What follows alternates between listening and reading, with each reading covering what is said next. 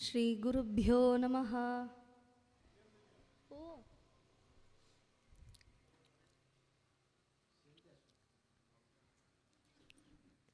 षडाननं कुङ्कुमरक्तवर्णं महामतिं दिव्यमयूरवाहनं रुद्रस्य सूनुं सुरसैन्यनाथं गुहं सदा शरणमहं प्रपद्ये।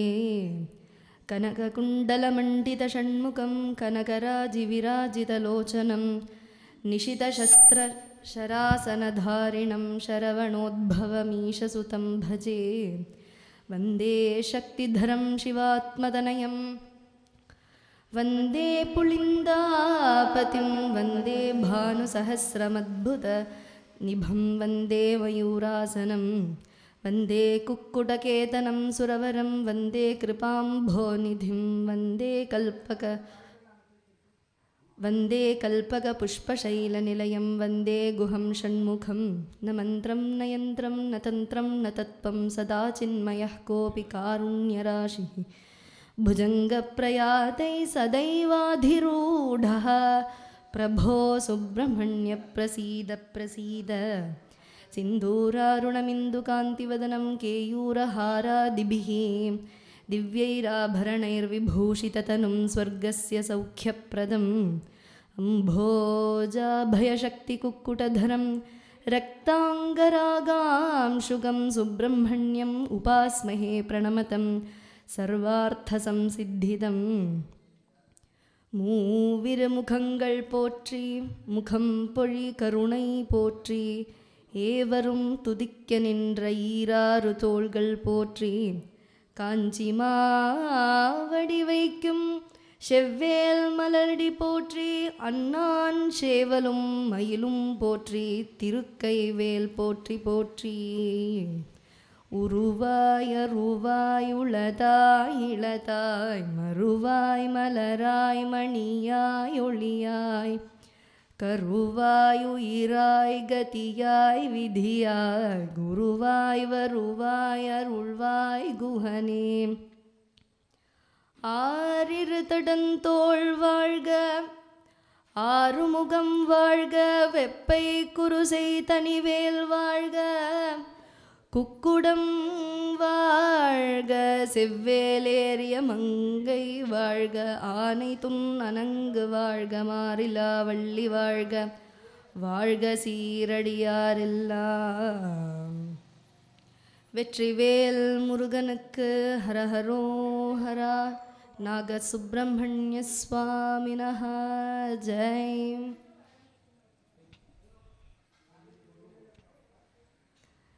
चिंता नास्ति किल स्कंधे भक्तिर्यस्य दृढ़ा भवेत् यस्य स्कंदः प्रसन्नो हि किं तस्मात् परं भवेत्।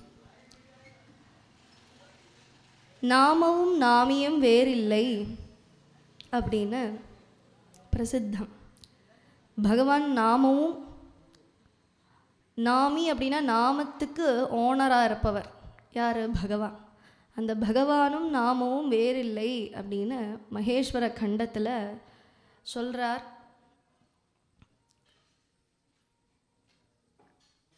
அந்த நாமம் என்ன பண்ணும் நம்மளை அப்படின்னா அந்த நாமியை அடைய வைக்கும்.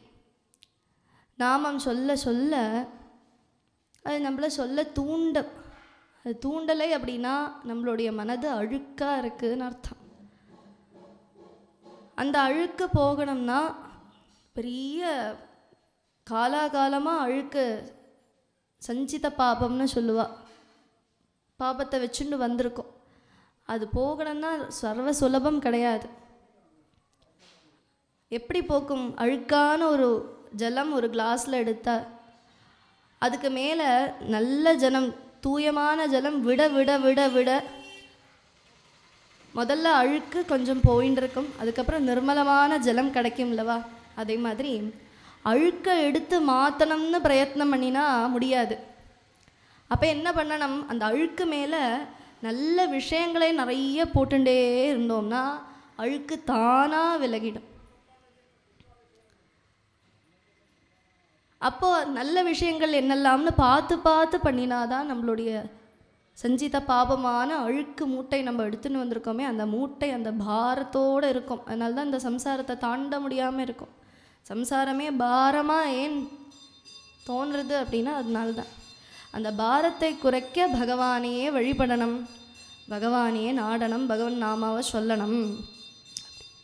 நேத்திய பரியந்தம் அந்த நாமத்தினுடைய நாமியான முருகப்பெருமானுடைய ஜனனம் போன்ற மற்ற லீலைகள் எல்லாம் அனுபவித்தோம். தாரகாசுர வதம் பரியந்தம் நேற்றுக்கு சொன்னோம். அது முடித்து தாரகாசுரனை வதம் பண்ணிவிட்டார். சர்வ சுலபமாக தன்னுடைய வேலை உண்ணம் பண்ணி அந்த தாரகாசுரனை பொடி பொடி ஆக்கி விட்டார். அதுக்கப்புறம் திருப்பி வரத்த முருகருக்கு மட்டும் சந்தோஷம் இல்லையா, அத்தனை பேருக்கும் ஜெயகோஷம் போட்டுண்டு வரா. மாமாவான விஷ்ணு பகவான் கேட்குறா முருகன்ட்ட, ஏன்பா நீ கவலையாக இருக்காய், மூஞ்சி வாடி போயிருக்கேன், என்னாச்சு உனக்கு அப்படின்னு கேட்குறத, என்னதான் இருந்தாலும் அந்த தாரகாசுரன் சிவபெருமானுடைய பக்தன்லவா, அந்த பக்த கோலத்திலேயே வந்திருக்கான், அவனை வதம் பண்ணுறது எனக்கு பண்ணினது ரொம்ப கவலையாக இருக்குது, என்ன பண்ணுறது தெரியலை.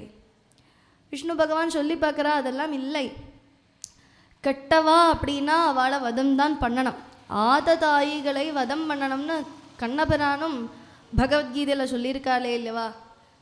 நல்லா கெட்டது பண்ணினா அது ஒருத்தர் கெட்டது பண்ணுறார், அதனால 100 பேர் கஷ்டப்படுறா அப்படின்னா அந்த கெட்டது விளக்கிறது தானே நியாயம், அவள் இல்லாமல் ஆகிறது தானே நியாயம். ஒரு ஆளால் 100 பேர் வாழறானா, அந்த மாதிரி தானே பெரியவாளும் இருந்திருக்கா. அப்போ அதனால் நீ வதம் பண்ணதும் தப்பில்லைப்பா, நீ நல்லது தான் பண்ணியிருக்கை, தர்மத்தை நிலைநாட்டியிருக்கை, எல்லாருக்கும் தேவர்களுக்கெல்லாம் க்ஷேமத்தை கொடுத்துருக்கே, இதுக்கு மேலே சந்தோஷம் வேணுமா, நீ சந்தோஷப்படு, கவலையை விடு. ஆனாலும் சோர்ந்து போய் கிடக்கிற முருகனுக்கு அந்த சண்முகனை பார்த்துட்டு, சரி உனக்கு பிராயஷ்சித்தம் சொல்கிறேன் அப்படின்னு, ஆமாம் சொல்லித்தாங்கோன்னு முருகப்பெருமானன் கேட்க, அத்தனை பாரதத்தில் இருக்கக்கூடிய புண்ணியமான க்ஷேத்திரங்களுக்கெல்லாம் முருகப்பெருமானை கூட்டிகிட்டு போகிறாரா. யார்? நாராயணன். நாராயணனே ஓரோ க்ஷேத்திரத்தினுடைய மகிமையை சொல்கிறார் தன் வாயால். இதுதான் திருநெல்வேலி, நெல்லையப்பர் சுவாமி இருக்கார், ரொம்ப சக்தி வாய்ந்தவர் அப்படின்னு சொல்லிட்டு, குற்றாலம், ஹாலாசியம், மீனாட்சி தேவி இங்கே தான் குடியிருக்கா அப்படின்னு ஓரோ கோவிலாக காட்டிண்டு வரா. வைத்தீஸ்வரர் கோவிலையும் காட்டுறார். வைத்தீஸ்வரர் கோவிலில் தான் முத்துசுவாமி தீக்ஷிதர் அப்படிங்கிற பெரிய சங்கீத வித்வான், அவர் திருமூர்த்திகளில் ஒருத்தர், நம்மளுக்கு எல்லாருக்கும் தெரியும். அவருடைய ஜனனம் மகத் அற்புதமாக இருக்குது. அது குஹ சம்பந்தமாக இருக்கிறதுனால இங்கே சொல்லணும்னு ஆசைப்படுறேன். வைத்தீஸ்வரன் கோவிலில் முத்துசுவாமி தீட்சிதருடைய அப்பா ராமசுவாமி தீட்சிதர் அங்கே தரிசனம் பண்ணுறதுக்காக போகிறார். அங்கே படுத்துக்கிறார். கனவில் சுவாமி அனுகிரகம் பண்ணுறார். பங்குனி மாதம் கிருத்திகா நட்சத்திரம், உனக்கு குழந்தை பிறப்பார் அப்படின்னு. எழுந்து பார்த்தா 1776வது வருஷம் அந்த குழந்தை பிறக்கிறார் முத்துசுவாமி தீட்சிதராக. அதே மாதிரி கனவுல என்ன கண்டாரோ அந்த கோவில்லேருந்து அதே மாதிரி முத்துசுவாமி தீட்சிதர் கிருத்திகா நட்சத்திரத்திலே உதிக்கிறார். அவரை நல்ல சாஸ்திரங்களெல்லாம் படிக்க வச்சார், அற்புதமான கலைகளெல்லாம் கற்றுக்க வச்சார்.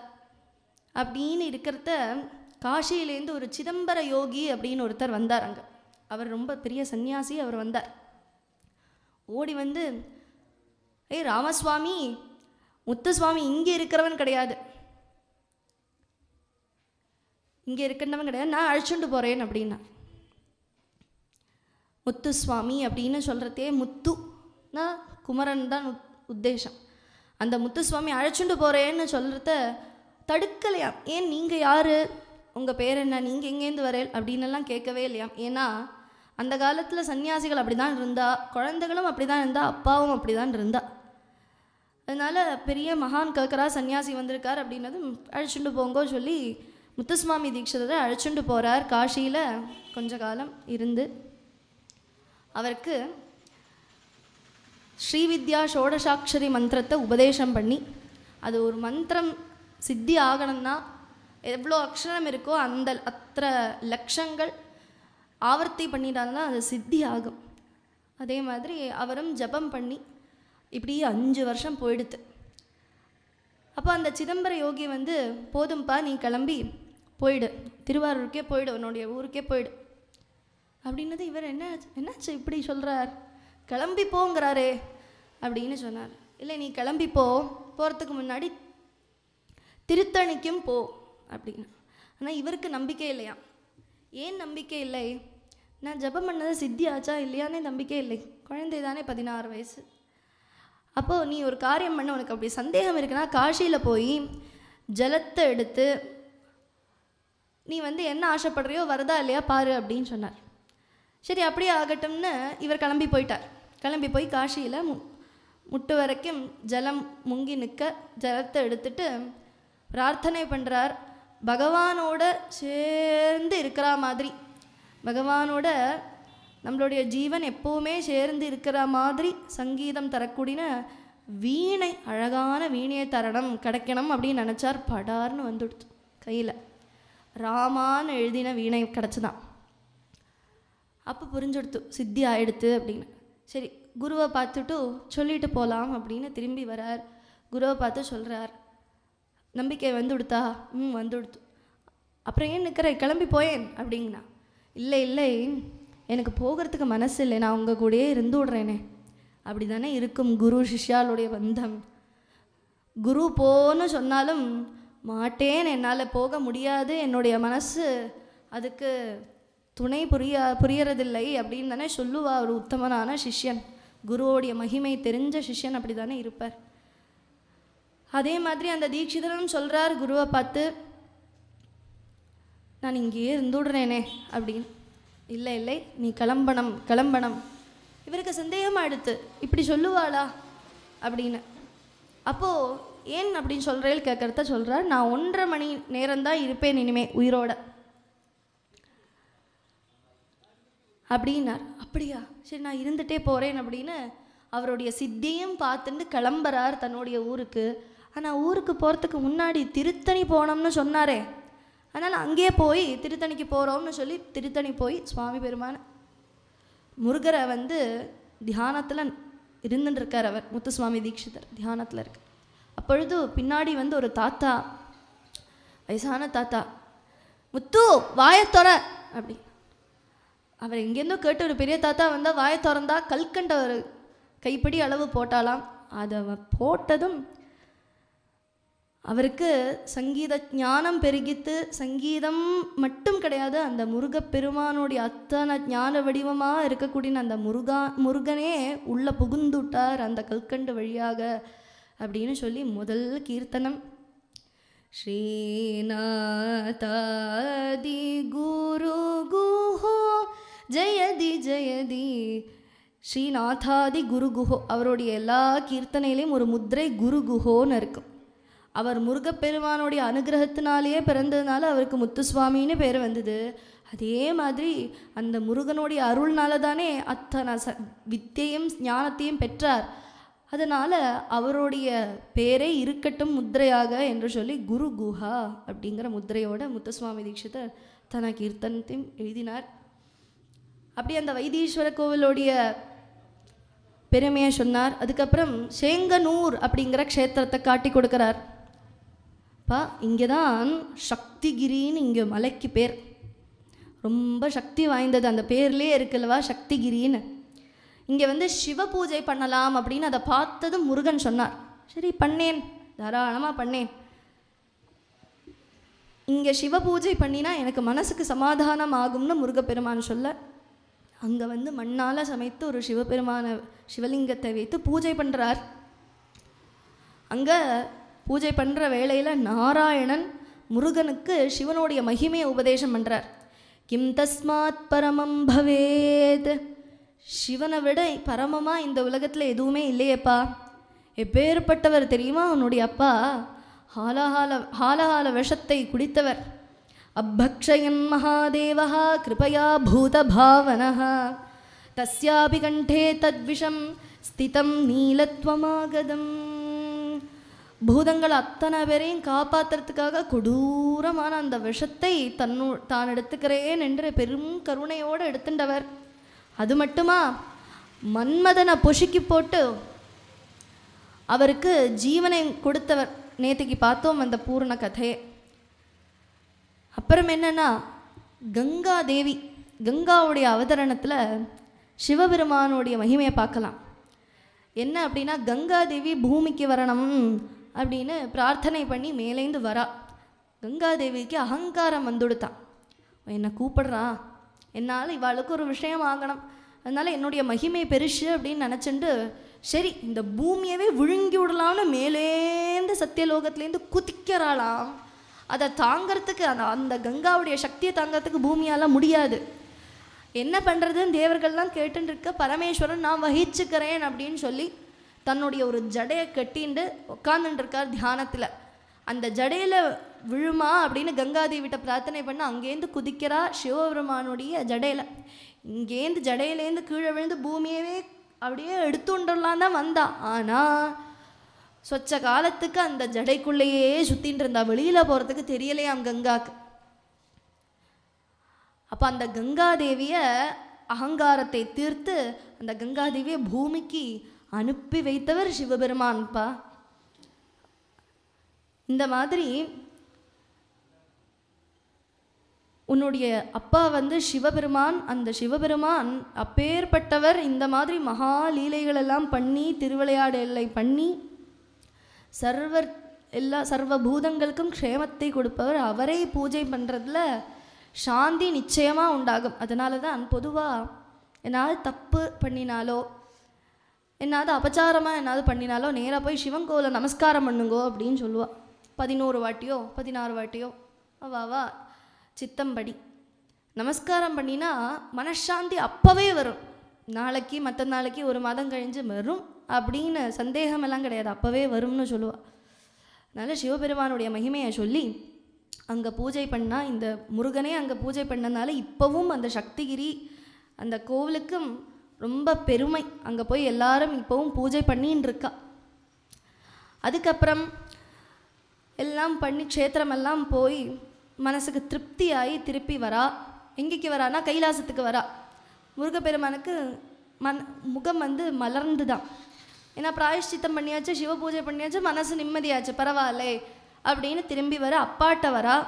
அப்பாட்ட ஓடி குழந்தைகளெல்லாம் எக்ஸாம் முடிஞ்சுட்டு வந்துட்டு, அப்பா இந்த மார்க்கு இந்த கொஸ்டின் கேட்டா இந்த இதில் எப்படி எழுதியிருக்கேன், என்ன பண்ணியிருக்கேன் அப்படின்னு ரொம்ப குஷியாக சொல்லலவா குழந்தை. அது மாதிரி முருகப்பெருமான் ஓடி நமஸ்காரம் பண்ணி அபிவாதையை பண்ணி சிவபெருமானும் உச்சி முகர்ந்து கெட்டி பிடிச்சு என்னாச்சுப்பா அப்படின்னு கேட்க, பூரா நான் போனேன், தாரகாசுரனை வதம் பண்ணினேன், அவன் உங்களுடைய வேஷத்திலே இருந்தார், சிவன் அடியார்களுடைய வேஷத்திலே இருந்தால், மனசு கேட்கலை. ஆனால் மாமா முதிர்ந்தா, மாமா யுத்தத்துக்கு போகிறது, மாமா மேலே பானத்தை விட்டார், எனக்கு பொறுத்துன்னு இருக்க முடியலை, நானும் குதித்து என்னுடைய வேல் எடுத்து அந்த தாரகாசுரனை பொடி பொடி ஆக்கிவிட்டேன். அதுக்கப்புறம் எனக்கு மனசு தாங்கலை, நேராக நாராயணன் மாமாட்ட போய் சொன்னேன் இப்படி கவலையாக இருக்குன்னு. அப்போ நாராயண சுவாமி என்ன பண்ணாருன்னா, எனக்கு க்ஷேத்திர மகாத்மியத்தை எல்லாம் பூரா ஓரோ க்ஷேத்திரங்கள் பெருசானது, க்ஷேத்திர மகாத்மியமே சொல்லலாம் 2 நாளைக்கு. அந்த மாதிரி க்ஷேத்திர மகாத்மியம் ஸ்காந்த புராணத்தில் இருக்குது. அது பூரா சொல்லி சிவ பூஜை பண்ணுப்பா, உனக்கு மனசு நிம்மதி ஆகும் என்று உத்தரவு பண்ணினார். அப்படியே உங்களையும் பூஜை பண்ணி இங்கே வந்தேன், அப்போ தான் மனசு திருப்தியாச்சுன்னு சொன்னான். அப்போது சிவபெருமான் இதை கேட்டு என்ன சொல்கிறாருன்னா, ஏன்பா அவர்கிட்ட போய் பிராயஷ்சித்தம் கேட்டியே, என்ன பூஜை பண்ணோம்னு சொன்னியே, அவரே உனக்கு பூஜை பண்ணியிருக்கப்படாதா? அவரே ஹரிஹி அப்படின்னு சொல்கிறோமே, ஹரிஹினா சர்வ பாபத்தையும் அழிக்கக்கூடியவன் இல்லவா அவன். உன்னுடைய மாமாவையே நினச்சிருக்காலாமே. ஏனம் வேஷ்டின சமாம் தேஷ்டீம் கோவேத்யேனம் சமானுகா இதி ஸ்கந்தம் விஜானாதி சமத்பக்தோ ந அந்யதா நஹி. சமத்பக்தா சிவனுடைய பக்தன், நாராயணனுடைய பக்தன், நாராயண பக்தன் சிவனுடைய பக்தன் அப்படின்னு எடுத்து சொல்கிற ஒரு சந்தர்ப்பம் இது. முருகப்பெருமான்கிட்ட நாராயணனுடைய மகிமை சிவர் சொல்கிறார். அவரை நீ பூஜை பண்ண எனக்கு பூஜை பண்ண மாதிரி தானே, அப்படின்னு சொல்ல சந்தோஷப்பட்டுண்டா அத்தனை தேவர்களும். முருகப்பெருமான் சிவபெருமானை பார்த்து நமஸ்காரம் பண்ணுறார். நம சிவாயாஸ்து நிராமயாய, நம சிவாயாஸ்து மனோரமாய, நம சிவாயாஸ்து சுரார்ச்சிதாய, துப்பியம் சதா பக்த கிருபாகராய. நமஸ்காரம் பண்ணி ரொம்ப மங்களகரமாக முடிஞ்சுது. பெரிய ஒரு தலைவலி முடிஞ்சுடு தேவர்களுக்கு. ஆனால் மெயினான தலைவலி என்னது? முருகப்பெருமான் எதற்காக அவதாரம் பண்ணியிருக்கார், தேவர்கள் எதுக்காக ஆசைப்பட்டா அப்படின்னா சூரபத்மனை வதம் பண்ணுறதுக்காக. சூரபத்மன் இனியும் மிச்சம் இருக்காரே, அவரை வதம் பண்ணிட்டலையே, அதுக்கு தானே முருகப்பெருமான் வந்திருக்கார். சூரபத்ம வதம் இன்னைக்கு தை மாதம் கிருத்திகா நட்சத்திரம் செவ்வாய்க்கிழமை வேற. ரொம்ப மங்களகரமாக அமைஞ்சிருக்கு இந்த கதையை கேட்கறதுக்கு. பொதுவாகவே செவ்வாய்க்கிழமை முருகப்பெருமானுடைய மகிமையை கேட்டால் ரொம்ப உத்தமம்னு சொல்லுவாள். அதில் அவர் வந்த அவதாரம் பண்ணினதனுடைய காரணம் எதுவோ அதை காக்க போகிறோம், இன்றைக்கி ஸ்மரணை பண்ண போகிறோம். பெரிய பாக்கியம் நம்மளுக்கு எல்லாருக்கும். அந்த சூரபத்மனை வதம் பண்ணுறது எல்லாங்கேயும் நீங்கள் பார்த்துருப்பேன். கேரளாலேயும் உண்டு, தமிழ்நாட்டில் விசேஷமாக இருக்குது. திருச்செந்தூர்லாம் அத்தியுதமாக நடக்கும். சூரனை அப்படி வச்சுண்டு முருகப்பெருமான் தன்னுடைய வேல் எடுத்து வதம் பண்ணுற மாதிரி கோலாகலமாக நடத்துவாவா. என்ன கதை அப்படிங்கிறது பார்ப்போம். ஒன்றும் இல்லை, முருகப்பெருமான் சூரபத்மனை வதம் பண்ணுறார். இந்த கதையை கண்ணால் பார்த்துருப்போம், காதால் கேட்டிருப்போம். கதை என்னன்னு பார்க்குறோம், அதுக்கப்புறம் அதனுடைய தாத்பரியம் என்னன்னு பார்க்குறோம். அந்த தத்துவம் தெரியலைன்னா கதையை தெரிஞ்சுட்டு எந்த பிரயோஜனமும் இல்லை. கதை எதுக்கு அப்படின்னா தத்துவத்தை தெரியறதுக்கு வேண்டி தான் கதையாக சொல்லியிருக்கா. கதையிலே நின்றுடப்படாது. என்ன கதை அப்படின்னா, அசுரர்கள் பொதுவாகவே கஷ்யப பிரஜாபதிக்கும் திதிக்கும் தான் உண்டானார்கள். நிறைய பேர், கிட்டத்தட்ட 6 கோடி அசுரர்கள் இருந்தாலாமா. அவளுடைய தலைவன் தான் அந்த தாரகாசுரன்னு சொன்னோம். அந்த தாரகாசுரனை வதம் பண்ணிட்டா, அத்தனை அசுரர்களையும் பொடி பொடி ஆக்கி விட்டா. இப்போது அந்த அசுரர்கள்லாம் ராணி யார் அப்படின்னா மங்களதேசி அப்படிங்கிறவள். அவள் சுரசைனும் பேர், அவளுடைய ஒரு பெண். அவளுடைய பெண்ணுக்கு சுரசான பேர். அவளை மாயானும் கூப்பிடுவா. ஏன் மாயான்னு கூப்பிடுவான்னா, அவளுக்கு ஷண்ணவதி இந்திரஜாலம், 96 இந்திரஜால வித்தையே தெரியுமா. அதனால் சுரசான பேரானாலும் மாயைன்னு கூப்பிடப்படுவள். அந்த மாயை எல்லாரும் கூப்பிட்டுட்டு, ராணியை கூப்பிட்டுட்டு, இங்கே பாருங்கோ அசுரர்கள் அத்தனையும் இல்லாமல் ஆயின்றிருக்கா. இப்படி போனால் அவளுடைய அந்த கிளானே போயிடும், அசுரர்களே இல்லாமல் ஆயிடுவா. இப்படி போனால் சரியாகாது, தேவர்கள் ஜெயிச்சுட்டே இருக்கா. இந்த முருகன் அப்படின்னு ஒருத்தர் வந்ததுனால தான் இந்த சோர்வு இந்த மாதிரி நன்னுருக்கு. அது வரைக்கும் வெற்றி கொண்டுட்டு இருந்தோம், இப்போது தோல்வி அடைஞ்சுட்டுருக்கோம். இதுக்கு என்னாவது ஒரு வழி பண்ணியே ஆகணும்னு விண்ணப்பிக்கிறத மாயையை கூப்பிட்டு திருப்பி சொல்கிறா, ஒரு காரியம் பண்ணும். கஷ்யப பிரஜாபதி தானே எல்லாரையும் பிறக்க வைக்கிற அசுரர்களுடைய அப்பா அப்படின்னு சொன்னால் கஷ்யப பிரஜாபதி. நீ கஷ்யப பிரஜாபதியை போயிட்டு மயக்கம் பண்ணுட்டு அவர்கிட்ட ஒரு குழந்தைகளை உண்டாக்கு, நல்ல வீரியத்தோட குழந்தைகளை உண்டாக்கி விட்டு அந்த குழந்தைய வச்சு இந்த தேவர்கள் கூட போட்டி போடலாம் அப்படின்னு சொல்ல, அப்படியே பண்ணுறேன்னு இந்த மாயை சுரசா என்கின்ற மாயையும் கிளம்பி கஷ்யப பிரஜாபதிகிட்ட போய் மயக்கம் பண்ணி கல்யாணம் பண்ணி அந்த அதுலேருந்து குழந்தைய எடுத்துக்கிறான். அந்த குழந்தைகள் தான் 3 பேர். முதல் ஆள் சூரபத்மன், 2வது ஆள் சிங்கமுகன், 3வது ஆள் பெண் அஜமுகின்னு ஒரு பெண். இதெல்லாமே பார்த்தீங்கன்னா ராமாயணம் தெரிஞ்சவாளுக்கு இந்த கதையை சுலபமாக புரிஞ்சுவிடும். அதிலும் சுந்தரகாண்டம் ரொம்ப முக்கியமாக. சுந்தரகாண்டத்தில் என்னெல்லாம் இருக்கோ அது அத்தனையும் இதுலேயும் வருது.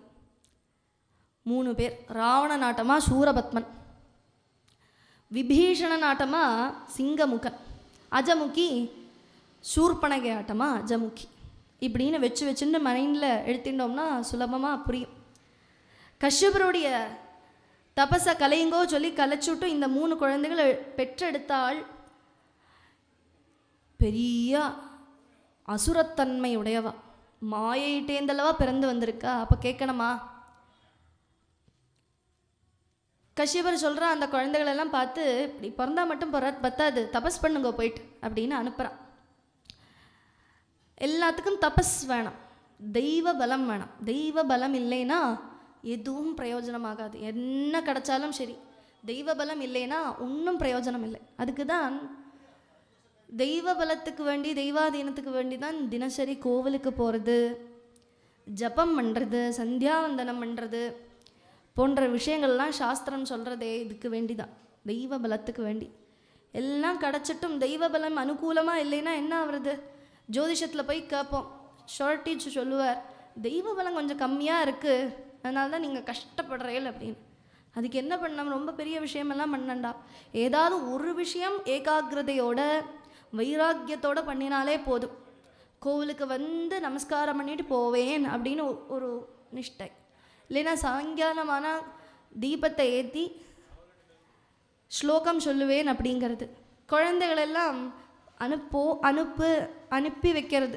ஏதாவது உற்சவம் நடக்கிறதுனா அனுப்பி வச்சு அதை போய் கேளு, பிடிக்கிறதோ இல்லையோ, அவள் விளையாடின்னு இருப்பா, பரவாயில்ல, அவள் காதில் விழுமே இல்லையோ, எங்கேயாவது ஒரு நாமம் அவள் காதில் விழுந்து உள்ளே இருக்கக்கூடிய அந்தரியாமிட்டேருந்து ஒரு ஸ்புரணம் வர்றதுக்கு ஒரு ஃப்ராக்ஷன் ஆஃப் செகண்ட் போதும். அது எப்போ என்னைக்கு ஒன்றும் சொல்ல முடியாது யாராலையுமே. ஒரு நாமம் போதும் கரையேறதுக்கு சொல்கிறாளே, அது எப்படி? ஒரு நாமத்தில் ராமா, முருகா அப்படின்னு ஒரு நாமத்தில் கரையேறலாம். நான் இப்போ சொன்னேனே கரையேறிட்டேனா அப்படின்னா அப்படி கிடையாது. உருகி அந்த நாமத்தினுடைய அர்த்தத்தை, பொருளை தெரிஞ்சு சொன்னாதான், அது அறிந்து அந்த பகவானை தெரிஞ்சுன்னு சொன்னாதான் அது கரையேற்றும். அது எந்த நாமா கரையேற்றுன்னு சொல்ல முடியாது. அதனால தான் ஜீவ பரியந்தம் சொல்லுங்கோ, நாமாவை சொல்லுங்கோ, எந்த நாமும் நம்மளை உத்தாரணம் பண்ணும் தெரியாது அப்படின்னு சொல்கிறான். அதனால் ஸ்ரத்தையும் மேதையும் கிடைக்கிறதுக்கு வேண்டிதான் இந்த மாதிரி நிஷ்டைகளை சொல்லி வகுத்து தந்திருக்கா. அதே மாதிரி இங்கே தபஸ் பண்ணுங்கோன்னு அசுர குழந்தைகள்கிட்டையும் போய் சொல்கிறா. சரி, அப்பா சொன்னால் அவள் தட்ட மாட்டா. அசுரர்களும் கிளம்பி தபஸ் பண்ணுறா, நல்ல கோரமான தபஸ் பண்ணி சிவபெருமான வருத்தி விட்டா. சிவபெருமான் காட்சி கொடுக்குறா. தேவி கூட பொதுவாக தனியாக வரணும்லவா, இவள் அசுரருக்கு 3 பேர் தபஸ் பண்ணுறா, அவளுக்கு வேண்டி தம்பதி சமமாக வந்து காட்சியை கொடுக்குறா. என்ன வேணும் சிவபெருமான் கேட்குறார், என்ன வரம் வேணும் அப்படின்னு கேட்கறத, சூரன் தானே முதல் பையன், அவன் வந்து சொல்கிறார், எங்களை ஜெயிக்க யாரும் இருக்கக்கூடாது இந்த லோகத்தில், நான் அஜயனாக இருக்கணும், அது மட்டுமல்ல சூரப்படையும் எங்களுக்கு வேணும் அப்படின்னு சொன்னான். சிவபெருமான் ஐயோ இப்படி மாட்டின்றோமே வந்து அப்படின்னு நினச்சிக்கலையாம். அவள் தபஸ் பண்ணினாலவா அது நல்லவா கெட்டவான்னு எல்லாம் இல்லை, அதுக்குண்டான பலன் அடைஞ்சுதான் ஆகணும். கர்மத்தினுடைய பலன் நம்ம தான் அனுபவிக்கணும். அதை இன்னொரு ஆளுக்கு இந்த அனுபவி அப்படின்னு சொல்லிட முடியாது. வேலையெல்லாம் இன்னொரு ஆளுக்கு கொடுக்குற மாதிரி கொடுத்துட முடியாது. கர்ம பலனை நான் பண்ணினா நான் தான் அதனுடைய பலனை அனுபவிக்கணும். அதே மாதிரி அவள் தபஸ் பண்ணியிருக்கா. அதனால சிவபெருமான் எந்த யோசனையும் யோசிக்கலை, தந்தேன் அப்படின்னு சொன்னார். கிடைச்சது வரம். எனக்கு மேலே யாரும் இல்லைங்கிற அகங்காரம் வந்துடுத்து. அத்தனை லோகத்துலேயும் போய் எல்லாரையும் அடக்கிறா. தேவர்கள் எல்லாம் சண்டை போட்டு அடக்கிறா. எல்லாரும் ஓடுறா. தேவர்கள் பயந்து ஐயோ சூரபத்மன் வந்துட்டாலே, பாகி பாகி பாகி பாகி அப்படின்னு. இந்த சூரபத்மன் எல்லாரையும் அடக்கி வச்சுட்டு மகேந்திரபுரி அப்படிங்கிற இடத்துல, திருச்செந்தூருக்கும் ஸ்ரீலங்காக்கும் நடுவில், கடல் நடுவில் மகேந்திரபுரின்னு ஒரு இடம் உண்டாக்குறார். ராவண நாட்டமாக ஸ்ரீலங்காவை எப்படி உண்டாக்கினாரோ அதே மாதிரி இங்கே மகேந்திரபுரியை உண்டாக்குறா. அங்கே எனக்கு பட்டாபிஷேகம் பண்ணி வைங்க அவரே சொல்ல, எல்லா அசுரர்களும் சேர்ந்து கோலாகலமாக பட்டாபிஷேகம் பண்ணி வைக்கிறா. பிரம்மா தான் வரார். முதல்ல பிரம்மா வந்து இன்வைட் பண்ணியிருக்கா. பிரம்மாவும் வந்துட்டார். ஏன்னா அவள் வரம் வாங்கி விட்டா, இனிமேல் நம்ம சொல்லிட்டு எந்த பிரயோஜனமும் இல்லை. பிரம்மாவும் வந்து நான்முகன் அவருக்கு முடிசூட்டினார். தேவர் அதுக்கப்புறம் பட்டாபிஷேகம் ஆகிடுத்தே இல்லையோ, அத்தனை தேவர்களையும் கொத்து கொத்தா காராகிரகத்தில் பூட்டி அடைச்சி போட்டுட்டார், ஜெயிலில் போட்டுட்டார். பிளான் பண்ணி போட்டிருக்கான். தேவர்களுக்கெல்லாம் இப்போ என்ன பண்ணுறது தெரியலை. இப்போது இந்த சூரபத்மனுக்கு அதுக்கப்புறம் என்னன்னா கல்யாணம் ஆகணும்னு ஆசை, விவாகம் ஆசை. யாரை பண்ணி வைக்கிறா அப்படின்னா கஷ்யபர் பத்மகோமலை அப்படிங்கிற பெண்ணை விவாகம் பண்ணி வைக்கிறா. மந்திரி யாரெல்லாம் அப்படின்னு பார்க்கறத துர்குணன்னு முதல் மந்திரி. பாருங்கோ, பேரே பாருங்கோ, துர்குணன், குணமே இல்லாதவன், கெட்ட குணம் உள்ளவன் அர்த்தம், முதல் மந்திரியா. அதுக்கப்புறம் தர்ம கோபன், அவன் எப்பேற்பட்டவன்னா தர்மத்தை பண்ணால் கோச்சுண்டுடுவானா, யாராவது தர்மம் பண்ணால் கோபம் அழுவான். அதுக்கப்புறம் சங்கபாலன் அப்படின்னு ஒருத்தர், வக்ரபாலன், இந்த மாதிரி ஆள்கார், மகிஷன், இந்த மாதிரி ஆள்கார் எல்லாம் மந்திரி சபையெல்லாம் போட்டுண்டு எப்படியெல்லாம் அதர்மம் பண்ணலாம் அப்படிங்கிற சபையை போட்டுக்கிறானாம்.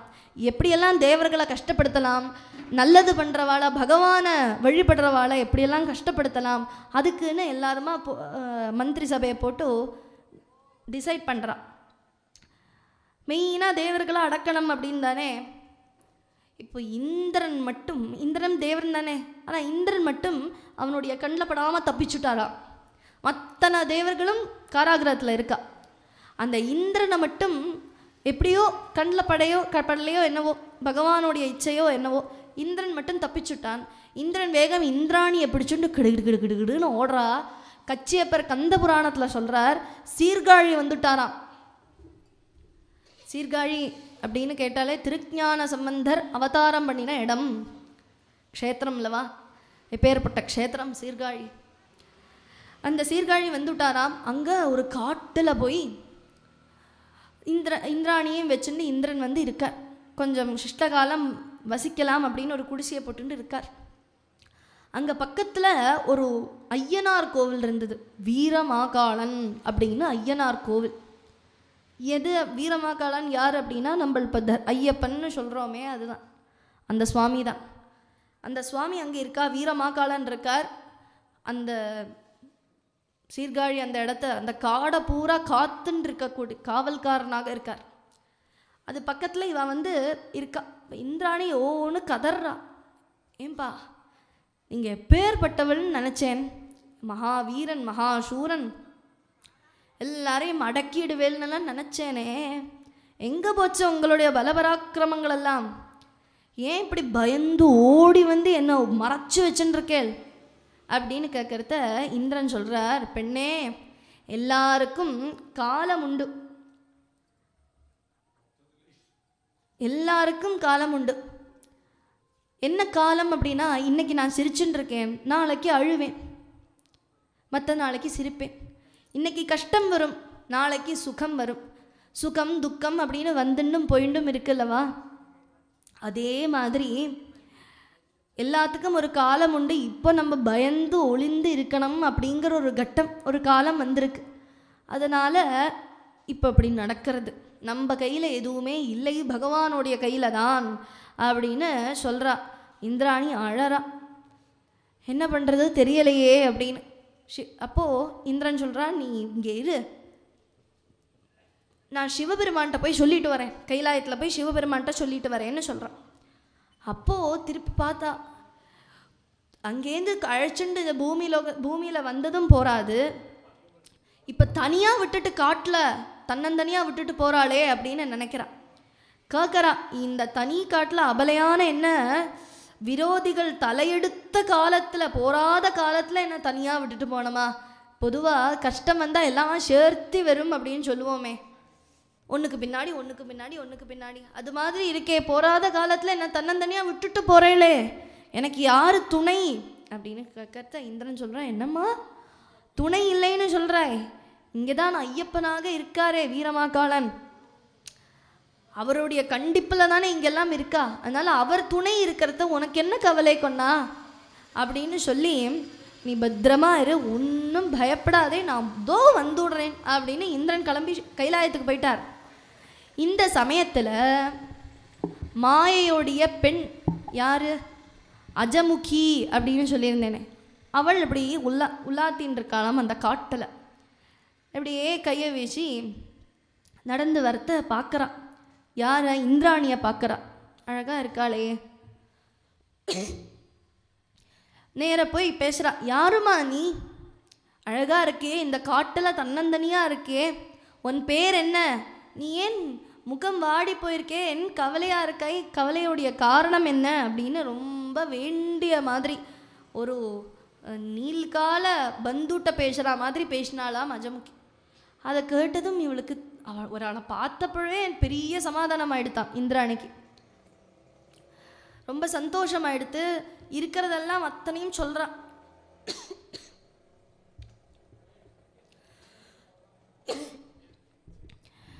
இந்திராணி, நான் அப்படி வந்தேன், அசுரர்கள் எல்லாரும் எங்களுடைய தேவர்கள் அத்தனை பேரையும் காராகிரகத்தில் போட்டுவிட்டா, இந்திரன் மட்டும் தப்பிச்சுட்டு வந்தார். இந்திரன் வந்து என்ன, என்னுடைய கணவர் என்னை கூட்டி நீங்கள் வந்துவிட்டார் வாழ பயந்து அப்படின்னு சத்ருட்டையே போய் சொல்லிவிட்டா. அஜமுகி ஆஹா அப்பாடான தோணித்து. தேடிய வால் கை காலில் சுட்டின்னு நான் சொல்லுவோமே, அது மாதிரி தேடிய வள்ளி காலில் சுட்டி கிடச்சி கொடுத்து இந்திராணியை நினச்சுண்டு, அம்மா இந்திரன் யாரு? அவன் பயந்தாங்கொழி, 1ஆம் நம்பர் பயந்தாங்கொழி. அவனை நம்பியெல்லாம் நீ இங்கே இருக்கே, அவன் திருப்பி வரமாட்டான். சூரபத்மன் யாரு தெரியுமா? என்னுடைய அண்ணா. என்னுடைய அண்ணா அவனுடைய கதையை முடிச்சுடுவார், அதில் சந்தேகமே இல்லை. நீ இவ்வளோ அழகாக இருக்காய், தன்னந்தனியாக இருக்காய், நான் இருக்கேன் உனக்கு துணையா, நீ என் கூட வந்துடு, சூரபத்மன் கூட உனக்கு விவாகம் பண்ணி வைக்கிறேன் அப்படின்னு சொன்னான். இதை கேட்டதும், நீ என்ன முட்டாளா? சீறினானா, நான் செத்தாலும் சாவேனே தவிர இன்னொரு புருஷா மேலே நான் பார்க்கக்கூட மாட்டேன், வரவும் மாட்டேன், அதுவும் சூரபத்மன் கூட நிச்சயமாக இல்லை. சூரபத்மனை நிகழ்வாக பேசினான்.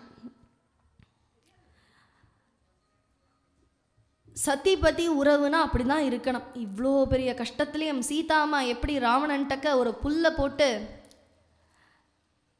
நான் என்னுடைய பார்வை கூட உன் மேலே படாது அப்படின்னு சீதாமா தன்னுடைய வைராக்கியத்தோடு இருந்தா அல்லவா, அது மாதிரி இங்கே இந்திராணி சொல்கிறா, இந்த மாதிரி கஷ்டத்துலேயும் நான் வரமாட்டேன் அப்படின்னு. நீ கூட வரலைன்னா உன்னுடைய கதை காலி, நானே உன்னை சாப்பிட்டுடுவேன் அப்படின்னு சொல்ல, நீ சாப்பிட்டாலும் சாப்பிட்டுக்கோ, நான் வரமாட்டேன்.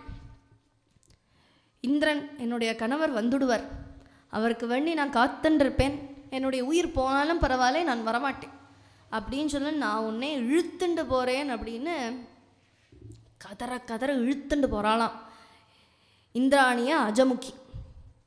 அப்போது என்ன பண்ணுறா இந்திராணிக்கு? இந்திரன் இல்லை, என்ன பண்ணுறது?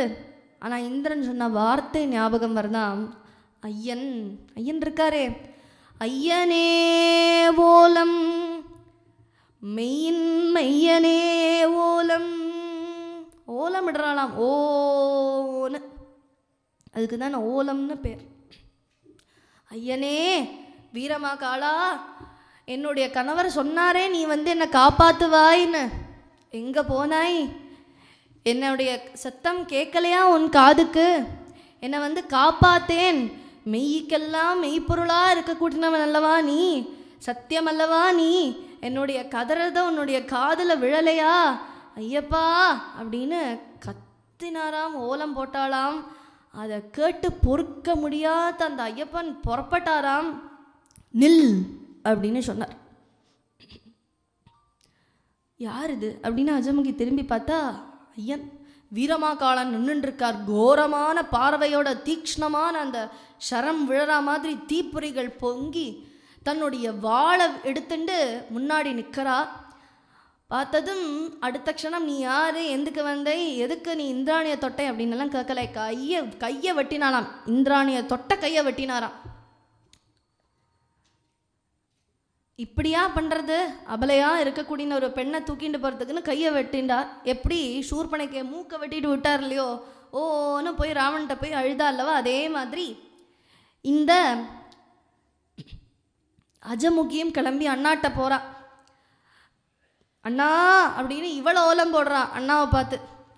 காவல் புரிந்து உலகாளும் அண்ணா, ஓ அண்ணா கரமற்றே, அண்ணா கரம் போயிடுத்து, கை போயிடுத்தே அப்படின்னு அழறான்.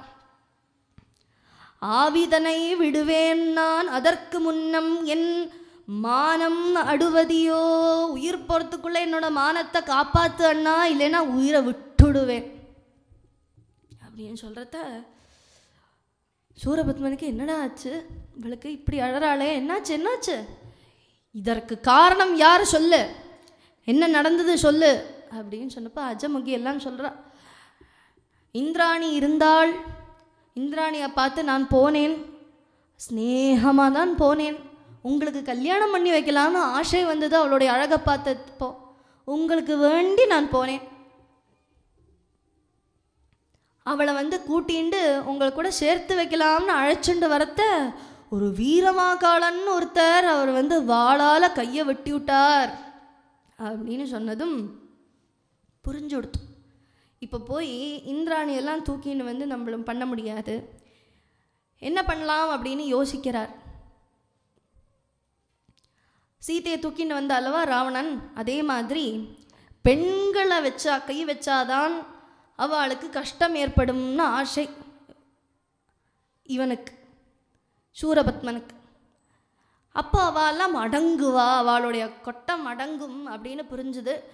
நேராக போய் தேவர்களை தானே படுத்திருந்தா, இப்போது தேவர்களுடைய அத்தனை மனைவிகளை அத்தனை பெண்களையும் பிடிச்சுண்டு அவனுடைய சிறையை போட்டுட்டானான். இதெல்லாம் கேட்டதும் கோபம் கொண்டு முருகப்பெருமான் எழுந்தார். நேரம் வந்துடுத்து முருகப்பெருமானுடைய ஆக்ஷனுக்கு. அவர் எழுந்தார். எல்லாரும் முருகப்பெருமானுடைய காலில் பிரார்த்தனை பண்ணிக்கிறார். வர முடியாதே, தேவர்கள்லாம் சிறைப்படுத்தியிருக்கா அல்லவா, மனசால பிரார்த்தனை பண்ணிக்கிறாளாம். முருகா, ஷண்முகா, சுப்பிரமணியா, என்னை காப்பாத்து, நாங்கள்லாம் இங்கே சிறையில் இருக்கோம், இதற்காக தானே உங்களுடைய அவதாரம், எழுந்திருங்கோ அப்படின்னு பிரார்த்தனை பண்ணுறத முருகப்பெருமான் எழுந்தார்னு சொல்கிறது.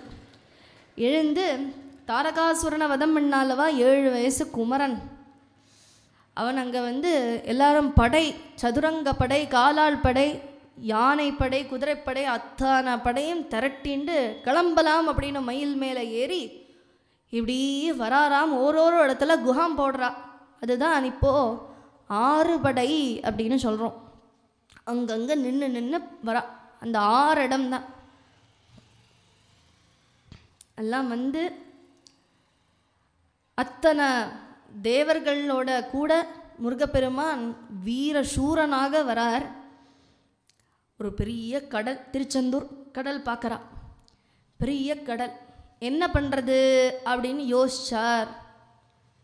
இப்படி பார்க்குறத என்ன முருகப்பெருமானுக்கு ஒரு கஷ்டமா கடலை தாண்டறதுக்கு? கஷ்டம் கிடையாது.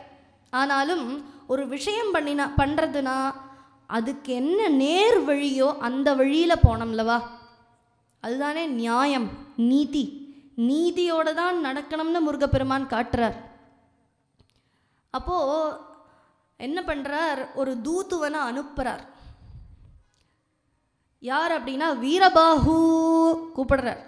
அவர் தானே முதல் ஆஞ்சநேயான்னு கூப்பிட்டா மாதிரி, ஆஞ்சநேயர் தானே கடலை தாண்டுறார்.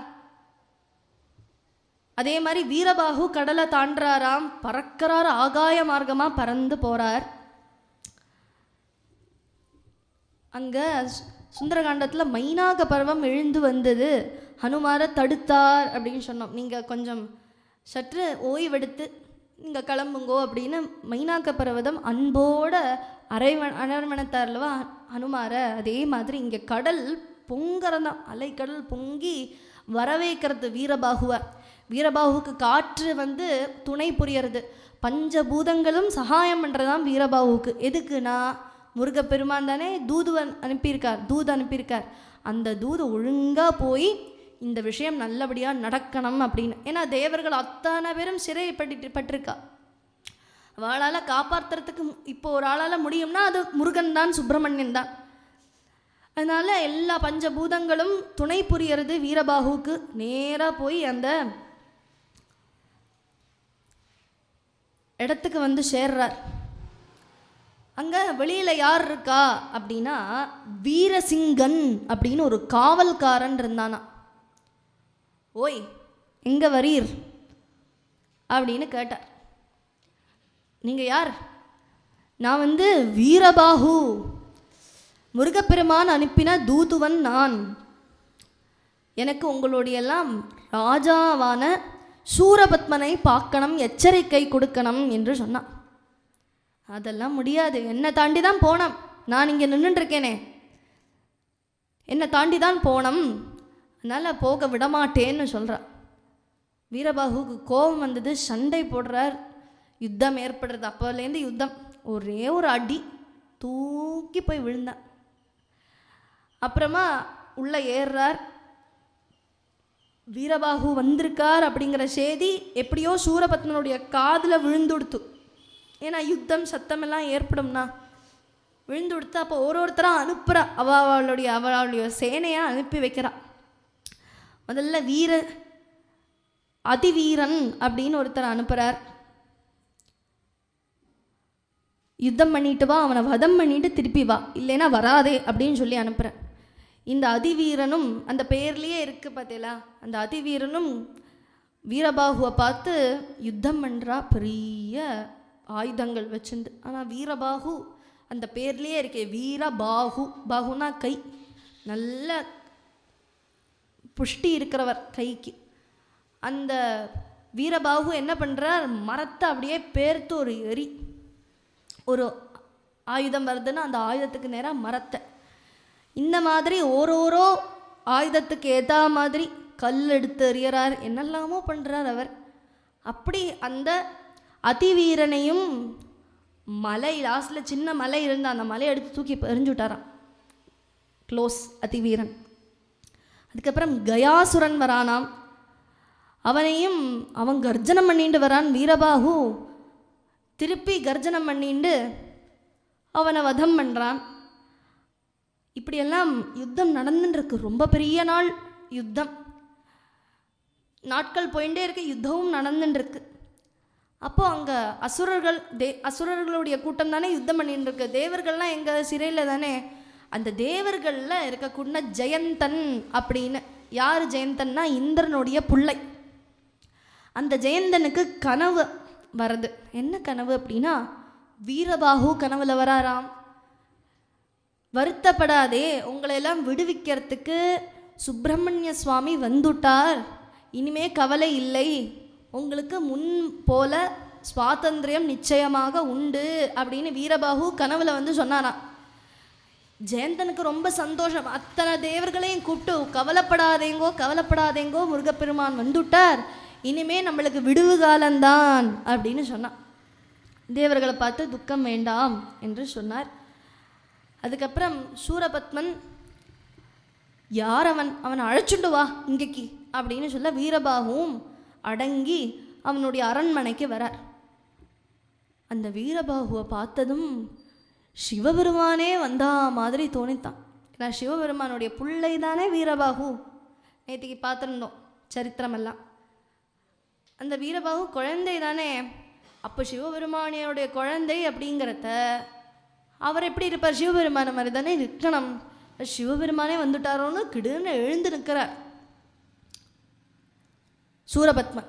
அதுக்கப்புறம் உட்காந்துக்கிறார். சேச்சே, நான் அசுரன் இல்லவா, மறந்துடப்படாது அப்படின்னு கீழே உட்காந்துக்கிற சிம்ஹாசனத்தில், ரத்னமயமான சிம்ஹாசனத்தில் அமர்ந்தார். அவன் வந்து சொல்கிறார், நீ யார் அப்படின்னு கேட்குறார். நான் வீரபாகு, நான் வந்து உனக்கு உத்தரவிடத்துக்கு வந்திருக்கேன். உத்தரவா? எனக்கா?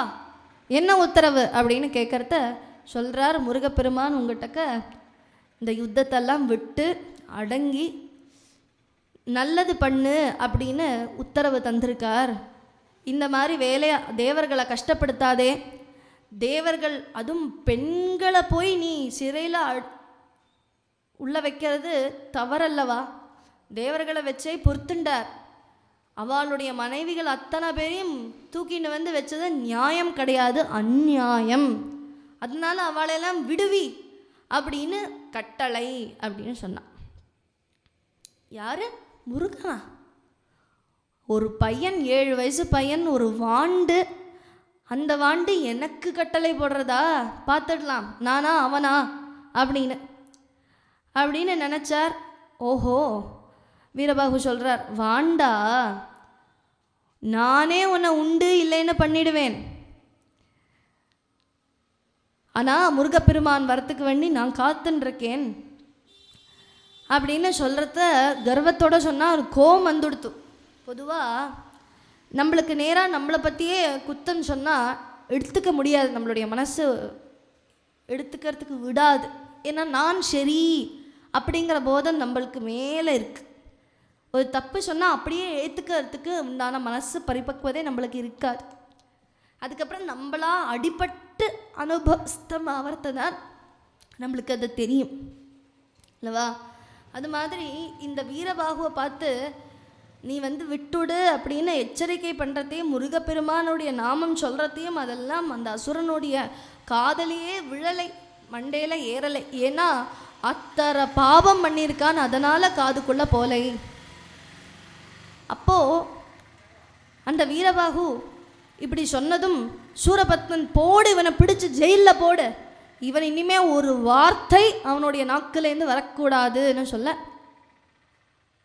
அவெல்லாம் பிடிக்க வரத்த ஒரு பார்வை பார்த்தாராம். அந்த பார்வையிலேருந்து தீ ஜுவாலை மொத்தம் தீய கத்தி பொசுங்கி விடுத்தான் அந்த இடம் பூரா. எப்படி லங்காவை தீ போட்டு பொசுக்கினார்லவா ஹனுமார் தன்னுடைய வாளால், அதே மாதிரி இவர் பார்வையாலேயே பொசுக்கிட்டார் வீரபாகு. அப்புறமா இவர் கிளம்பி பறந்து திருப்பி முருகப்பெருமான்கிட்ட நிற்கிறார். செய்தியெல்லாம் சொல்கிறார், இப்படியெல்லாம் நான் போனேன், அவன் அடங்குற மாதிரி இல்லை. முதல்ல சொல்லி புரிய வைக்கணும்.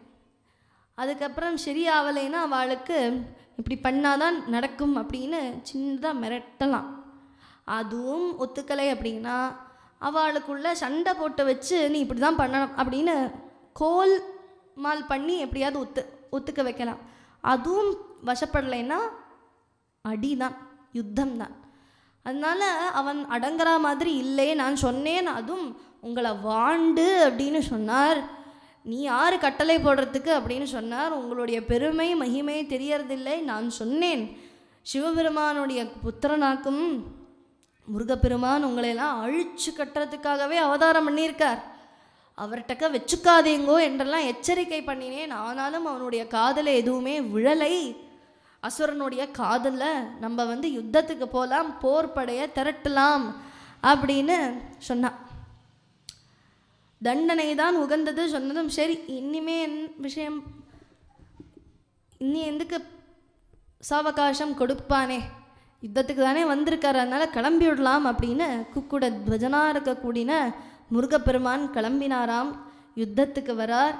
சிவகணங்களெல்லாம் படைகள், பூதகணங்களெல்லாம் புறப்பட்டார். பேரிநாதம் முழங்க, வேல் வேல் வெற்றி வேல், வேல் வேல் வெற்றி வேல், வெற்றிவேல் முருகனுக்கு ஹரோஹரா ஹரோஹரா ஹரோஹரான படையெல்லாம் திகண்டு வாத்திய கோஷம் முழங்க, பேரிநாதம் முழங்க, எல்லாரும் கிளம்பி ஜெயகோஷம் போட்டுட்டே போறா.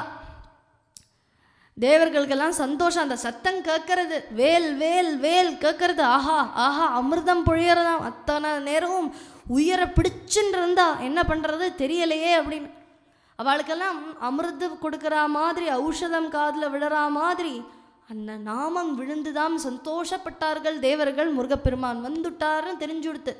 இதே சத்தம் யாருக்கும் விழுந்தது? சூரபத்மனுக்கும் விழுந்தது, அஜமுகிக்கும் விழுந்தது, சிங்கமுகனுக்கும் விழுந்தது, அசுரர்களுக்கும் விழுமே, அவளுக்கும் காது இருக்கு, அதனால அவளுக்கும் விழுந்தது. மகேந்திரபுரியில் ஜம்முன்னு உட்காந்துருக்க அந்த சத்தம் கேட்டதும் சின்னதாக மனசு அப்படியே கலங்கித்து. இப்படி ஒரு ஜெயகோஷம் இதுக்கு முன்னாடி கேட்டுக்கலையா? அப்படி ஒரு ஜெயகோஷம். இப்போது யாருக்கு யாருக்கு போட்டி அப்படின்னா, சூரபத்மனை வதம் பண்ணணும் அப்படின்னு உயிர் எடுத்து வந்த முருகப்பெருமானுக்கும், முருகப்பெருமான வதம் பண்ணணும்னு தவம் இருந்து மாயை பெற்றெடுத்த சூரபத்மனுக்கும். பார்த்தேலா, ரெண்டு பேரை வதம் பண்ணுறதுக்காக உயிர் வந்திருக்கு, அதுக்கு வேண்டி காரணத்துக்காகவே வந்திருக்கா. அப்பேற்பட்ட ரெண்டு பேருக்கு யுத்தம் நடக்க போகிறது. ஜெயகோஷம் போட்டப்பவே மனசை கலங்கி எடுத்து சூரன் அப்படின்னாலே பிரகாசம்னு அர்த்தம். சூர் அப்படின்னா பிரகாசம், பிரகாசமாகவே இருப்பானாம் சூரபத்மன். அவன் யுத்தம் பண்ண போகிறான். அதுக்கு முன்னாடி தன்னுடைய சிம்மமுகன் தம்பி அனுப்புகிறார். சிம்மமுகன் சொல்லி பார்க்குறான் அண்ணாட்டானா, நம்ம பேசாமல் இந்த தேவர்களை திறந்து விட்டு விடலாம், எதுக்கு நமக்கு இந்த வம்புன்னெல்லாம் சொல்கிற விபீஷண ஆட்டமாக. அதான் அது ஒன்றும் காதில் விழலை, நீ போ சண்டைக்கு போ என்ன அனுப்பி வைக்கிறா. சிம்மமுகனும் போகிறேன்.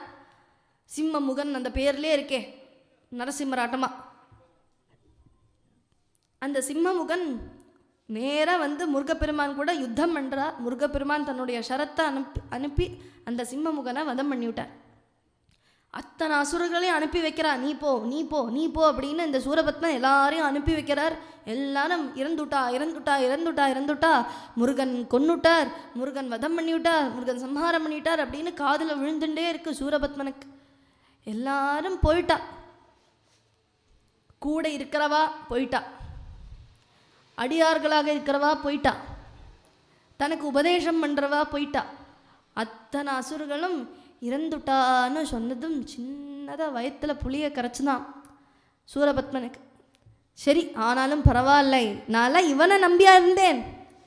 நம்மெல்லாம் சொல்லுவோமே, நான் ஒன்றும் பக்கத்து வீட்டில் இருக்கிறவள் நம்பி இல்லை, அப்பா அம்மாவை நம்பி இல்லை, குழந்தைய நம்பி இல்லை, நான் என் கையில் எனக்கு சக்தி இருக்கே அப்படின்னு நம்மளே மார்பை தட்டிப்போம்லவா. அது மாதிரி அவன் தட்டிக்கிறானா மார்பை, இவாளெல்லாம் போனாலும் பரவாயில்லை, நான் அவனை அந்த 7 வயசு குழந்தையான குமரனை வதம் பண்ணி விடுவேன், என்னால் அதை முடியும் அப்படின்னு சூரபத்மனே கிளம்பி போகிறார். யுத்தம் பண்ணி பார்க்குறார். முருகனும் தன்னுடைய சரங்கள் ஆயுதங்கள் அத்தனை தேவர்களும் படைகளெல்லாம் யுத்தம் பண்ணுறார். சூரபத்மனும் எதிர்த்து நிற்கிறார், ஓரோ சரத்துக்கும் எதிர்த்து நிற்கிறார். எப்படியெல்லாம் அப்படின்னு வர்ணனை பண்ணுறா கந்த புராணத்தில். எப்படியெல்லாம்னா, முதல்ல ஒரு வேஷம் மாறினானா. என்ன வேஷம் அப்படின்னா, ஒரு பறவையாக, பெரிய பறவையாக வந்தார். பெரிய பறவைனா ஒரு மலை மாதிரி பறவை. அந்த பறவையோடு வந்தப்போ முருகனுக்கு தெரிஞ்சு கொடுத்து இது பறவை தான். அப்போ என்ன பண்ணுறார், இந்திரனை பார்க்குறார். அந்த பார்வையிலேயே புரிஞ்சு கொடுத்து இந்திரனுக்கு. என்ன புரிஞ்சு கொடுத்து, நான் பறவையாக மாறணும்னு மயிலாக மாறிவிட்டார். மயில் மேலே ஏறி போய் முருகப்பெருமான் சண்டை போடுறார் மேலேந்து. ஏன் முருகப்பெருமானுக்கு சரம் விட்டுவிடப்படாதா? சரம் விட்டுருக்கலாமே, ஏன் விடலை அப்படின்னா, இங்கேருந்து அந்த பறவையை சரம் விட்டா முதுகு பின்னாடி அடிக்கிறா மாதிரி, அப்படி பண்ணக்கூடாது, அது தப்பு இந்திர பெருமானே அப்படின்னு சொல்கிறான். அது தப்பு, அதனால பறவையாக தான் போகணும், நான் பறவை மேலே போகிறேன் அப்படின்னு சொல்லி அங்கேருந்து யுத்தம் பண்ணுறா. அப்போ நினச்சிண்டா என்னன்னா, இப்போ நீ பறவையாக தானே வந்தாய், இனிமேல் நான் மலையாக மாற போகிறேன் பார், பூமியாக மாறுவேன். பூமியிலேருந்து தானே மலை, பூமியோடைய அடியிலேருந்து மலையோடைய உச்சின்னு அர்த்தம். அப்போ பூமியிலேருந்து தான் வருது. அப்போ அந்த மலையாக மாறினான். மலையாக மாறினதும் முருகப்பெருமான் பார்த்தார். சரி, தன்னுடைய 7 சரங்களை அனுப்பினார். நீங்கள் தண்ணீராக மாறுங்கள், அந்த மலையை உருக்கி கீழே போட்டுவிடுங்கள் அப்படின்னா ஃபுல்லாக தண்ணியாகி அந்த மலையை கீழே விழுத்தி விடுச்சு. அப்புறம் ஓஹோ நீ தண்ணீர் அனுப்புறியா, நான் தண்ணீராகவே மாறுறேன்னு தண்ணீர் சுவராக மாறினானா. பெரிய தண்ணீர் சுவராக மாறினான். அப்போது அந்த தண்ணீர் சுவராக இருக்கியா, சரி தண்ணீர் அடக்கிறதுக்கு யார், அக்னி தானே. 100 சரத்தை அனுப்பி நெருப்பாக மாறுங்கள் அப்படின்னு அனுப்பி வைக்கிறான். அப்போ நெருப்பு வந்தது, அந்த ஜலம் அடங்கித்து.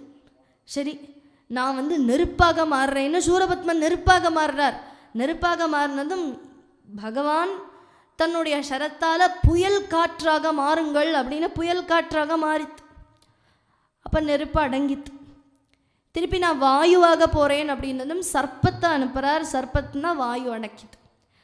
அப்புறம் இதெல்லாம் சரிப்பட்டு வராது, நான் இத்தனை விஷயங்களாக மாறினா அல்லவா, இது பத்த நான் 4 எண்ணம் எடுத்து சொன்னேன். அப்படித்தான் ஸ்கந்த புராணத்தில் ரொம்ப விரைவாக இருக்கு.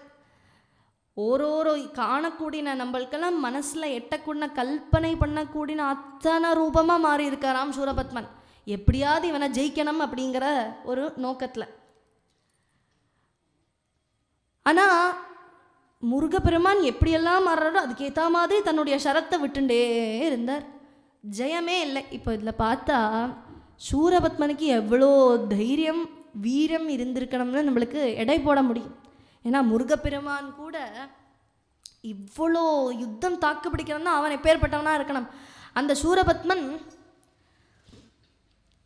யுத்தம் பண்ணிகிட்டே இருக்கார். இது எதுவுமே சரியாகலை அப்படின்னதும் என்ன பண்ணிட்டார், கொஞ்சம் கொஞ்சமாக அடங்கின்னு வந்துட்டு இருந்தது. தோற்று போயிடுவோமோன்னு பயம் ஏற்பட்டது. சரி, இனிமே அசையாத்த ஒரு பொருள் போய் நிற்கிறோம் அப்படின்னு ஒரு பெரிய மரமாக மாறினாராம். பெரிய மரம் அசையாத அந்த மரமாக மாறினதும் புரிஞ்சுண்டுடுத்தோ முருகப்பெருமான். இனிமே விளையாடுறதுக்கு போர் அடிச்சு கொடுத்தான் முருகப்பெருமானுக்கு. அம்பிகை சக்தி வேலை கொடுத்திருந்தாலவா தன்னுடைய அத்தனை சக்தியும் திகற்றி 12வது ஆயுதமாக சிவபெருமான் 11 ஆயுதம் கொடுத்தார். 12வது ஆயுதமாக கொடுத்த அந்த சக்தி வேலை எடுத்தாலாம். எல்லாரும் கோஷம் போடுறா, சக்திவேல் வீரவேல், சக்திவேல் வீரவேல் அப்படின்னு சொல்ல அந்த சக்தி வேலை எடுத்த அந்த சூரபத்மனை மரமாக இருக்கக்கூடிய அந்த சூரபத்மனுக்கு நேராக முருகக்கடவுள் எரியறார். அந்த மகாதுஷ்டனை எரியறார். அந்த அம்பு பட 2 பிளந்து கீழே விழுந்துதான். 2 பிளந்து கீழே விழுந்துதான். சூரபத்ம வதம், சம்ஹாரம் ஏற்பட்டது. சூரபத்ம வதம் கிடையாது, சம்ஹாரம். அப்படி பண்ணி கீழே விழுந்த அந்த அசுரத்தன்மை, இதெல்லாம் வேஷம் தானே, பூர்வமான அசுரனுடைய வேஷம் வந்துதான். விழுந்து கிடக்கிறார். மாயா அம்மா தாங்காதலவா, ஒரு தன்னுடைய பெற்றெடுத்த தவம் புரிந்து பெற்றெடுத்த மகன் உயிர் இல்லாமல் இப்படி மாண்டு கிடக்கிறான். ஒரு யுத்தத்தில் தோல்வி அடைஞ்சு மாண்டு கிடக்கிறான் அப்படின்னது கவலை ஓன்னு அவள் ஓலம் போடுறாளாம். பா, இவன் யாரு? இவன் வந்ததுலேருந்து இவன் என்ன காலனா? அசுரர்களுக்கே காலனா? இவன் வந்ததுலேருந்து நம்மளுடைய குலமெல்லாம் அழியறதே. கண்ணா, நான் உன்னை பார்த்து பெற்றெடுத்தேனே, இதற்கு இந்த மாதிரி கோலத்தில் படுத்துன்னு இருக்கிறது கோலத்தில் பார்த்துக்கிறதுக்கு தானா? இப்படி இந்த கண் எதுக்கு இருக்கணும் அப்படின்னு மாயை கவலைப்படுறா, துக்கப்படுறா. இவன் தானே காரணம் அப்படின்னு அழுதுண்டே பார்க்குறார் முருகனை. முருகர் பார்த்தார், என்னதான் இருந்தாலும் அம்மானா பெண், அதனால கருணை ஏற்பட்டதான் முருகப்பெருமானுக்கு. அப்போ என்ன பண்ணுறார், அந்த மாயாதேவிக்கு காட்சி கொடுக்குறாராம் முருகப்பெருமான். விஸ்வரூபத்தை காட்சி கொடுக்குறார். அதை பார்த்ததும் மாயை விலகித்து. அன்னை நீ தந்தை நீ அனைத்தும் நீயே, இதை தெரிந்திடும் ஞானம் அறிந்திட.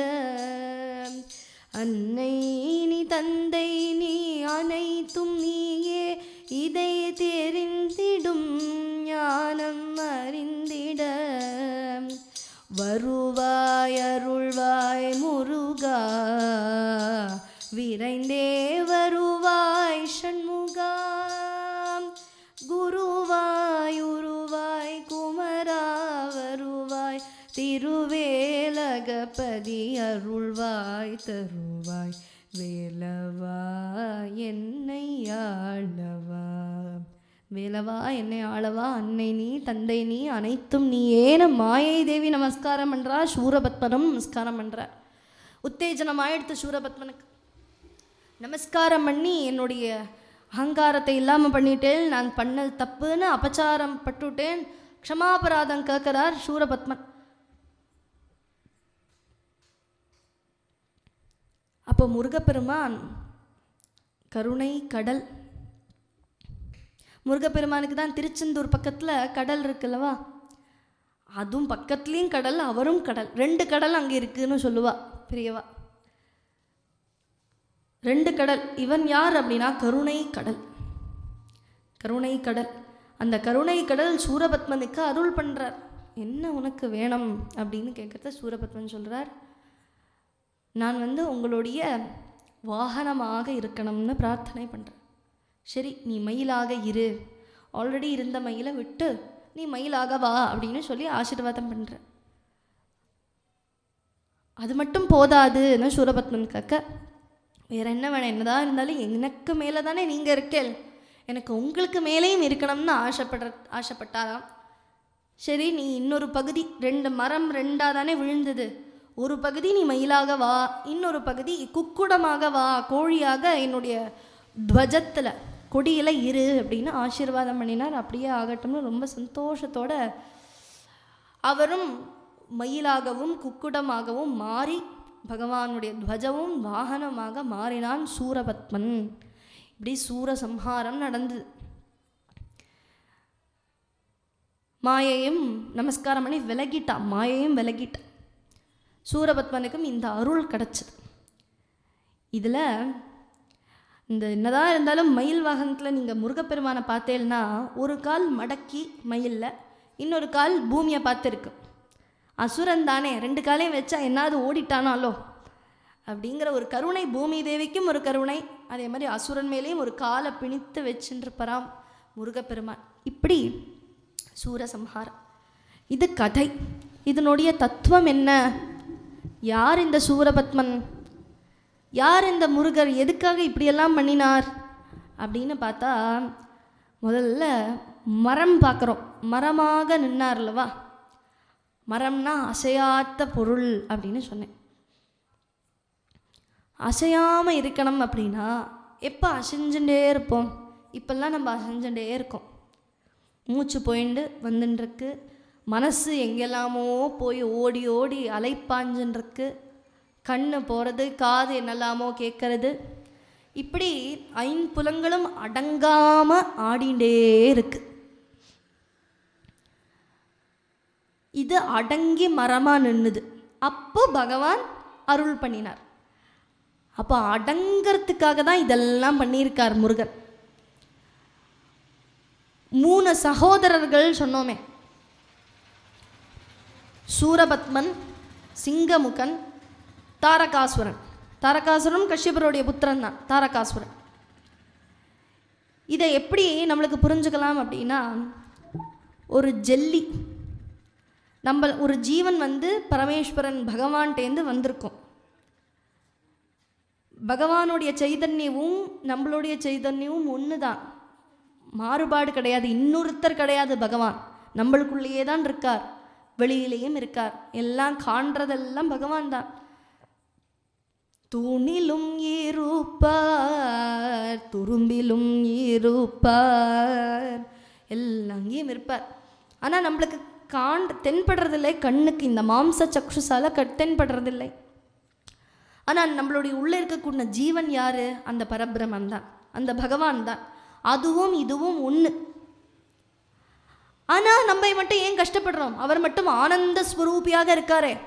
நாராயண பட்டத்தில் எடுக்கிறது இல்லையா? சாந்திரானந்தாவபோதாத்மகம் அனுபமிதம் சாந்திரானந்த ஆனந்த ரூப பகவன் ஐதே ஆனந்த ரூபா முதாகராத்த மோதகம். முதான சந்தோஷமாக எடுக்கிறா. எல்லா ஸ்லோகமும் பார்த்தேன்னா, எல்லா தேவர்களுடைய ஸ்லோகம் பார்த்தேன்னா, முதல்ல யார் பகவானா? ஆனந்தம். பகவானா யாருன்னா ஆனந்தம். அதில் மாறுபாடு இல்லை, யாருக்கும் இல்லை. அத்வைதிகளுக்கும் இல்லை, துவைதிகளுக்கும் இல்லை, யாருக்கும் இல்லை.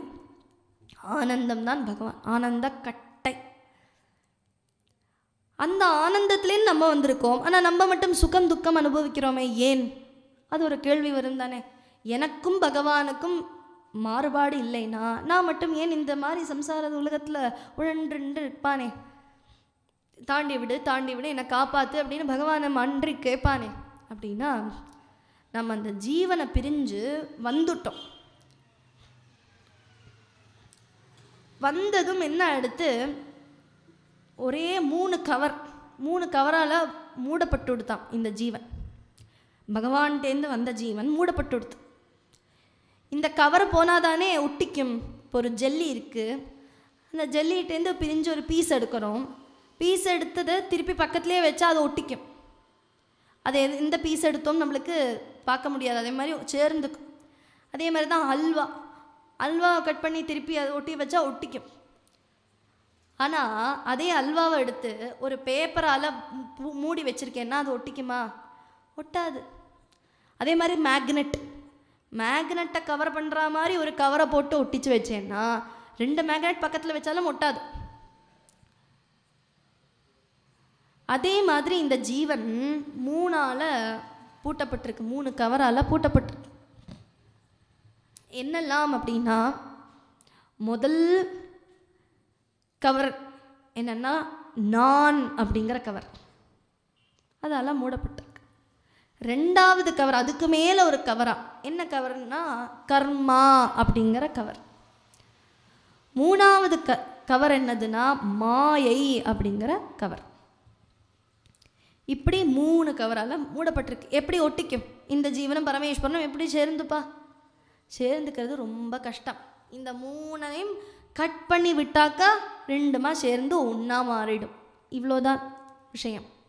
நம்ம ஏன் கஷ்டப்படுறோம் அப்படிங்கிறதுக்கு பதில் இதுதான். அப்போ இந்த 3னும் இல்லாமல் பண்ணல. நான் அதுக்கு இதை சொன்னேன் இப்போ அப்படின்னா, 3வது கவர் மாயைன்னு சொன்னேனே, அதுதான் தாரகாசுரன். தாரகாசுரனை வதம் பண்ணினார்லவா, மாயையை வதம் பண்ணிட்டார். தாரகாசுர வதம் மாயை போயிடுத்து. அதுக்கப்புறம் என்ன இருக்குது? 2வது கவர் இருக்குது. என்னது? கர்மா அப்படிங்கிற கவர்.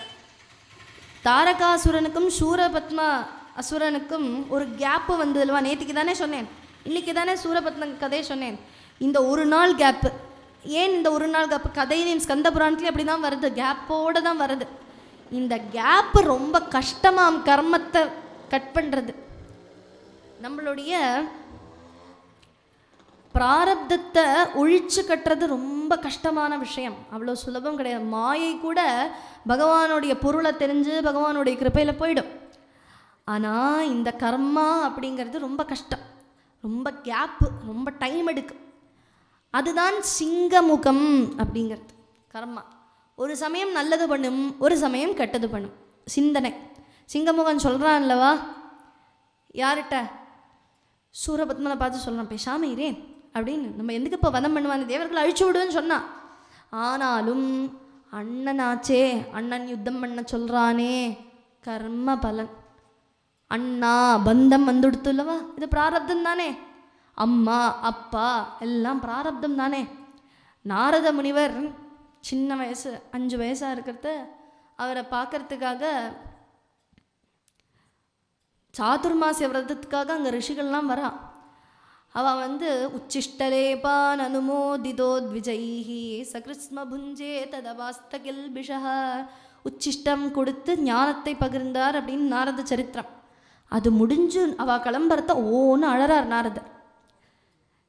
ஏன்னா நானும் வந்து விடுறேன். இல்லைப்பா, உனக்கு அம்மா இருக்கா, அதனால் நீ அம்மாவை பார்த்துக்கணும். அதுக்கப்புறம்தான் என்னது தபஸ் பண்ணுறதா இருந்தாலும் எங்கள் கூட வரதா இருந்தாலும் பகவான் அதாக்கிறதா, அம்மாவை பார்த்துக்கணும், அதுதானே முக்கியம் அப்படின்னு சொல்கிறார். அப்போ நாரதருக்கு அங்கே பிரதிபந்தம் அம்மா. காலம் அது வரைக்கும் அம்மாவை சுশ্ரூஷை பண்ணிட்டு தானும் பகவானே சிந்தனை பண்ணிட்டு ஞானத்தோடு இருந்தார். ஒரு நாள் அந்த அம்மா வந்து பாம்புனால் தீண்டப்பட்டு இறந்து போயிட்டா. அப்போது நாரதர் ஓன்னு அழலையாம்.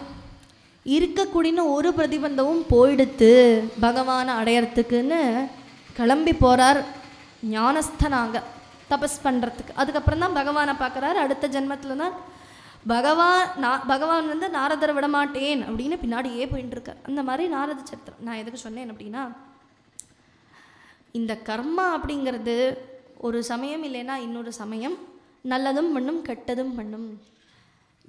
அண்ணாவுக்கு வேண்டி இந்த சிங்கமுகன் யுத்தம் பண்ண போயிட்டான். அதனால் அவனுக்கு நிவர்த்தி இல்லை. அவன் நல்லதாக பழைச்சி போனோம்னு நினச்சாலும் நம்மளுடைய கர்மா நம்ம கூட இருக்கிறவா விடமாட்டான்.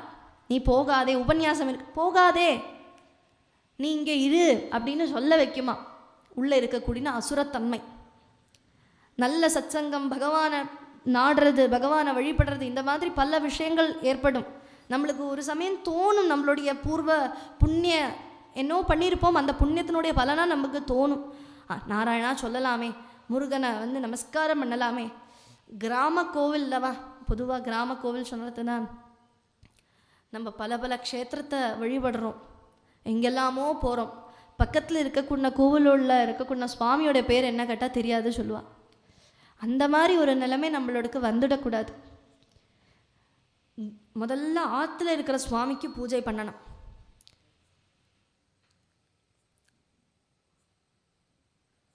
பிள்ளையார பூஜை பண்ணின்னு இருந்தா ஔவையார்.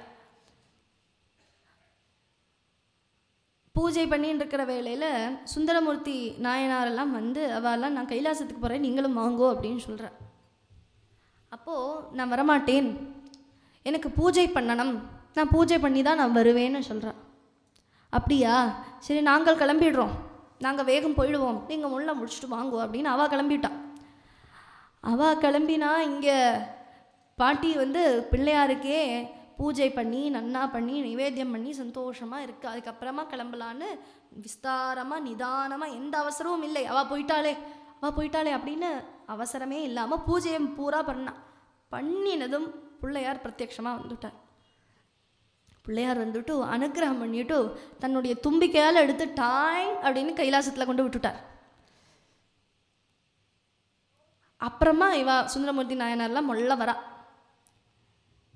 என்ன நீங்கள் முன்னார்த்த வந்துவிட்டே, என்ன அதிசயமாக இருக்கே அப்படின்னு பார்த்தா எனக்கு பிள்ளையார் வச்சுட்டார். அதாவது பிள்ளையாரே தன்னுடைய தகப்பனை பார்க்கறதுக்காக கூட்டிகிட்டு போயிருக்கா. இந்த மாதிரி பாக்கியம் யாருக்கு கிடைக்கும்? எதனால் கிடச்சிது அப்படின்னா ஸ்ரத்தையோடு தன்னுடைய பிள்ளையாருக்கு பூஜை பண்ணதுக்கு அப்புறம் போனதுனால. அதே மாதிரி முதல்ல ஆற்றுல இருக்கக்கூடிய சுவாமியை நல்லா நமஸ்காரம் பண்ணி அவருக்கு பூஜை பண்ணி அவருக்கு நிவேத்தியம் பண்ணி, என்ன பிரத்யேகமாக ரொம்ப நிஷ்டையாக இருக்கணுமேன்னு சொன்னால் தான் சோம்பேறித்தனம் வருது. ஒன்றும் வேண்டாம், என்ன இருக்கோ அதை கொடுங்கோ. நீங்கள் ஆற்றுல நீங்கள் 3 நேரம் சாப்பிட்றீங்கன்னா அதை கொடுங்கோ சுவாமிக்கு போதும். அவர் என்ன கொடுக்குறார் எப்படி கொடுக்குறாருலாம் பார்க்க மாட்டா, உங்கள் மனசு எப்படி இருக்குது தான் பார்ப்பா, எந்த விதத்தில் கொடுக்கல் அப்படின்னு தான் பார்ப்பா. அதுக்கு தானே எல்லாமே சொல்கிறா. துளசியை கொடு, இல்லைன்னா ஒரு ஜலத்தை விடு, போதும் எனக்கு அதில் திருப்தி ஆகிடுவேன். அவருக்கு இதெல்லாம் கிடச்சிதானா? அவர் தானே எல்லாமா மாறி இருக்கார், அப்புறம் எதுக்கு அவருக்கு? அதனால் முதல்ல சுவாமி ஆற்றுல இருக்கிற சுவாமியை பூஜை பண்ணுங்க. அதுக்கப்புறம் கிராம தேவத்தை, நம்மளை கிராமத்தில் இருக்கோம் அப்படின்னா அந்த கிராமத்தை காப்பாற்றுறத ஒட்டுமொத்தமாக காப்பாற்றுறது அங்கே இருக்கக்கூடிய சுவாமி தான். அந்த சுவாமியை தினசரி நமஸ்காரம் பண்ணாலே எல்லா க்ஷேமமும் கிடச்சோம். அத்தனை க்ஷேத்திர மகாத்மியம் எல்லாம் சொல்கிறோமே, அத்தனை மகாத்மியம் நம்ம சுவாமி காப்பாற்றின்னு இருக்கார். அவரை பார்க்காம வேறு எங்கே போயும் பிரயோஜனம் இல்லை. அந்த மகிமை கிடைக்கும், இல்லைன்னு சொல்லலை. ஆனால் நம்மளுடைய தேவதை, நம்மளை காப்பாற்றுற தேவதை தானே முதல்ல பண்ணணும். ஆற்றுல இருக்கிறவாளை பார்க்காம வெளியூரில் எல்லாரையும் போய் பார்த்துட்டு பிரயோஜனம் உண்டா? அப்பா அம்மாவை நல்லா சோதனை பண்ணி மற்றவாளை சந்தோஷப்படுத்திட்டு பிரயோஜனம் இல்லை, துக்கம்தான் ஏற்படும். அதனால் கிராம தேவதை, அதுக்கப்புறமா எங்கே வேணும்னா போகலாம். எதுக்கு சொல்லிட்டு வந்தேன் அப்படின்னா, இந்த கர்ம வினையை தீக்கிறது இவாளெல்லாம் தான். பகவானுடைய கிருப்பை தெய்வாதீனம் இல்லைன்னா நடக்காது. பிராரப்தம் அவளுடைய அனுகிரகத்தினால நம்மளுக்கு ஒரு சமயம் இல்லைன்னா ஒரு சமயம் நல்லது தோணும். அந்த நல்லதை தக்க வைக்கிறதுக்கு பகவானுடைய அனுகிரகம் வேணும். அந்த மாதிரி கர்மாவை கட் பண்ணுறதுக்கு முடியாது, பகவானுடைய அனுகிரகம் வேணும். அந்த மாதிரி இங்கே அந்த சிங்கமுகனையும் வதம் பண்ணுறார் முருகர், அந்த கர்மாவையும் ஒழிச்சு கட்டி விடுறார். யாரோட? சூரபத்மனுடைய மாயை ஒழிச்சு கொட்டினார். அதுக்கப்புறம் கர்மாவை ஒழிச்சு கட்டினார். அதுக்கப்புறம் யார? சூரபத்மன் யாரு? நான் அப்படிங்கிற அகங்காரம் தொட்டிட முடியுமா? மாயே ஒழிச்சு கட்டலாம், கர்மாவை ஒழிச்சு கட்டலாம், நான்கிற அகங்காரத்தை முடியாது. ஏன்னா காத்தால கண்ணை திறந்தாலே என்ன ஞாபகம் வருது? நான் அப்படின்னு தான் வருது. வேற என்ன ஞாபகம் வருது? அதுக்கப்புறம் ஃபோன் அப்படின்னு போகிறது. நான் தான் முதல்ல சிந்தனை. நம்ம சுஷுப்தி நிலையில் போய் வந்தாலும் நான் தான் முதல்ல வருது. லாஸ்டில் தூங்க போகிறத கண் அடையாளத்தையும் என்னது? நான். அதனால் இந்த நானை தொடர்றது ரொம்ப கஷ்டம். அந்த நான் அப்படிங்கிற சூரபத்மன் தான் பறவையாக மாறி பார்க்குறார், அப்படி மரமாக மாறுறார், மலையாக மாறுறார், ஜலமாக மாறுறார், நெருப்பாக மாறுறார், அத்தனை பூதங்களாக மாறி மாறி யுத்தம் பண்ணுறா. நம்ம கூட யுத்தம் பண்ணும், நான்கிற அகங்காரம் யுத்தம் பண்ணும். நல்லதுக்கே செய்ய விடாது, பகவான் பரந்தாமனை அடைய விடாது. அது தடுத்துன்னு பெரிய ஒரு வாளாக நிற்கிறது, அழிஞ்சுடாது சர்வ சுலபமாக. அப்போ அந்த நானை எப்படி ஒழித்து கட்டுறார் அப்படின்னா, அந்த அகங்காரம் அடங்கி அசையாமல் நின்னார் அல்லவா, லாஸ்டில் மரமாக நின்னாரே, அது என்னன்னா, தன்னுடைய கர்வம் அடங்கி, காமம் அடங்கி, குரோதம் அடங்கி, மதம் அடங்கி, மாச்சரியம் அடங்கி, இந்த மாதிரி அத்தனை கெட்ட குணங்களும் அடங்கி அடங்கி இனிமேல் வழியே இல்லை, அந்த பகவானுடைய திருவடியில் சரணாகதி பண்ணுறது தான் ஒரே ஒரு வழி, இதுக்கு மேலே எனக்கு எந்த ஒரு நிவர்த்தியும் இல்லை, இந்த அகங்காரத்தை வச்சுன்னு இருக்கிறதுக்கு நம்மளுடைய உடல்ல நான் அப்படிங்கிற மார்பை தட்டுறதுக்கு எதுவும் இல்லை, எல்லாம் போயிட்டாலே, உற்றவர்கள் போயிட்டா, பெற்றவர்கள் போயிட்டா, கூட இருந்தவா எனக்கு இவா காப்பாற்றுவா நினச்சுன்னு இருப்போம். யாரும் வரமாட்டா அந்திம காலத்தில். நீ யாரு அப்படின்னு கேட்டு போயிட்டே இருப்பாவா, வேலையை பார்த்துட்டு போயிட்டே இருப்பா, யாரும் வரமாட்டா. பெற்றெடுத்தவா வரமாட்டா, கூட பெற்று எடுத்தவாளும் வரமாட்டா. நம்மளுக்கு நம்மள்தான். அதுக்கு யாரு துணைனா, வேல் துணையாக நிற்கும். வேல் அப்படின்னா என்ன அர்த்தம்? நில்லுன்னு அர்த்தம். நில்லு, நிதானமாக இரு, யோசிச்சு செயல்பண்ணு. எல்லாம் நம்மளுக்கு அவசரமாக இருக்குது இந்த வாழ்க்கையில். அடுத்தது என்ன பண்ணணும், ஃப்யூச்சரிஸ்டிக்காகவே இருப்போம். மோட்சம் எப்போ கிடைக்கணும்? செத்து போகிறத கிடைக்கணும்னு நினச்சிட்டு இருக்கோம். அப்போ கிடைக்கிறது மோட்சம் கிடையாது. இப்போ இந்த க்ஷணத்தில் கிடைக்கணும் மோட்சம். பந்தனம் இல்லாமல் ஆகிறது தானே மோட்சம். பகவானை சதா சமயம் நினைக்கிறது தானே மோட்சம். அதனால் எப்போவோ கிடைக்கிறது கிடையாது. அதே மாதிரி எல்லா விஷயங்களையுமே நாளைக்கு அன்னைக்கு கிடைக்கும். இறந்து போகிறது தானே நாம சொல்லணும். அப்போ சொன்னால் போறாதா? அப்போ சொல்ல முடியுமா? காலன் கண் முன்னாடி நிற்பான், பாசக்கயரை கழுத்தில் போட்டு நம்மளுடைய நாடிகள் பூரா இறுக்கிக்குமா, ரொம்ப வலி. அது கண்ணில் காணும் நரக வலி. 28 நரகம் இருக்குதுன்னு சொல்கிறது. அத்தனை நரகம் கண்ணு முன்னால் காணும். வாய் பேச வராது, கண்ணு காணாது, காது கேட்காது, தலைமுடியெல்லாம் நரைச்சி போயிருக்கும். உடல் நம்ம சொன்ன பேச்சு கேட்காது, இப்போ கேட்கறது. அதனால் அந்த ஆணவத்தினால நடந்துட்டுருக்கோம். ஒரு சமயம் ஆயிடுதுன்னா உடல் சொன்ன பேச்சு கேட்காது, நம்ம மனசு கேட்காது, நம்ம குழந்தைகள் கேட்க மாட்டா, அப்பா அம்மா கேட்க மாட்டா, கூட இருக்கிறவா கேட்க மாட்டா, யாரும் கேட்க மாட்டா. நீ இறந்து போனாலே மேல் அப்படின்னு நினச்சின்னு இருப்பாளாம். அப்படி இழுத்துண்டு கிடக்க ஒரு ஜலம் கிடைக்காதாங்கிற நிலைமையில கொண்டு ஆக்கி காலன் கண் முன்னாடி நின்று நம்மளுடைய அத்தான வாயு சஞ்சாரத்தையும் நிறுத்தி கழுத்தில் பாசத்தை போட்டு கட்டி இழுக்கிறத ஓன்னு யாராவது காப்பாற்ற மாட்டாளா அப்படின்னு யாரும் வரமாட்டா. பகவான் தான் வருவார். அந்த சமயத்தில் முருகான்னு சொல்ல தோணுமா? அந்த சமயத்தில் அந்த நாய்க்கு சாப்பாடு வச்சாலா இல்லையே தெரியலையே அப்படின்னு நினச்சா ஆச்சு, அடுத்த ஜென்மத்தில் நாய் தான். ஜடபரத கதையெல்லாம் கேட்டிருக்கோமே. அந்த மாதிரி அந்த சமயத்தில் என்ன நினைப்போம் தெரியாது. காலு வலிக்கிறதே, இல்லைன்னா அந்த பிள்ளை என்ன பண்ணுறான், இவன் வரலையே, இப்படி கஷ்டமாகவே இருக்கோமே, நின்றுடுத்துனா அடுத்த காலத்தில் கஷ்டம்தானே. வியாதியோடு இருக்கோமே, வியாதியாகவே பிறப்போம். இந்த மாதிரி எந்த எண்ணம் லாஸ்ட் நிமிஷத்தில் வரும்னு தெரியாது. அந்த சமயத்தில் நாக்கு வழங்குமான்னு தெரியாது. இப்போ நாக்கு சொல்கிறதுனா பகவானுடைய கருணையினால் சொல்கிறது. கந்தனோட கருணையினால் நாக்கு பேச வைக்கிறது, கண்ணு பார்க்க வைக்கிறது, காலு நடக்க வைக்கிறது. பகவானை ஒன்று கேட்கணும் அப்படின்னு, பகவானுடைய சரித்திரத்தை கேட்கணும்னு ஆசையை தூண்ட வைக்கிறது. உள்ளே இருந்து பகவான் கேட்டுன்னு இருக்கார். அந்த சமயத்தில் கேட்கணும்னு இல்லையே. சரி, இதெல்லாம் சொன்னேன்.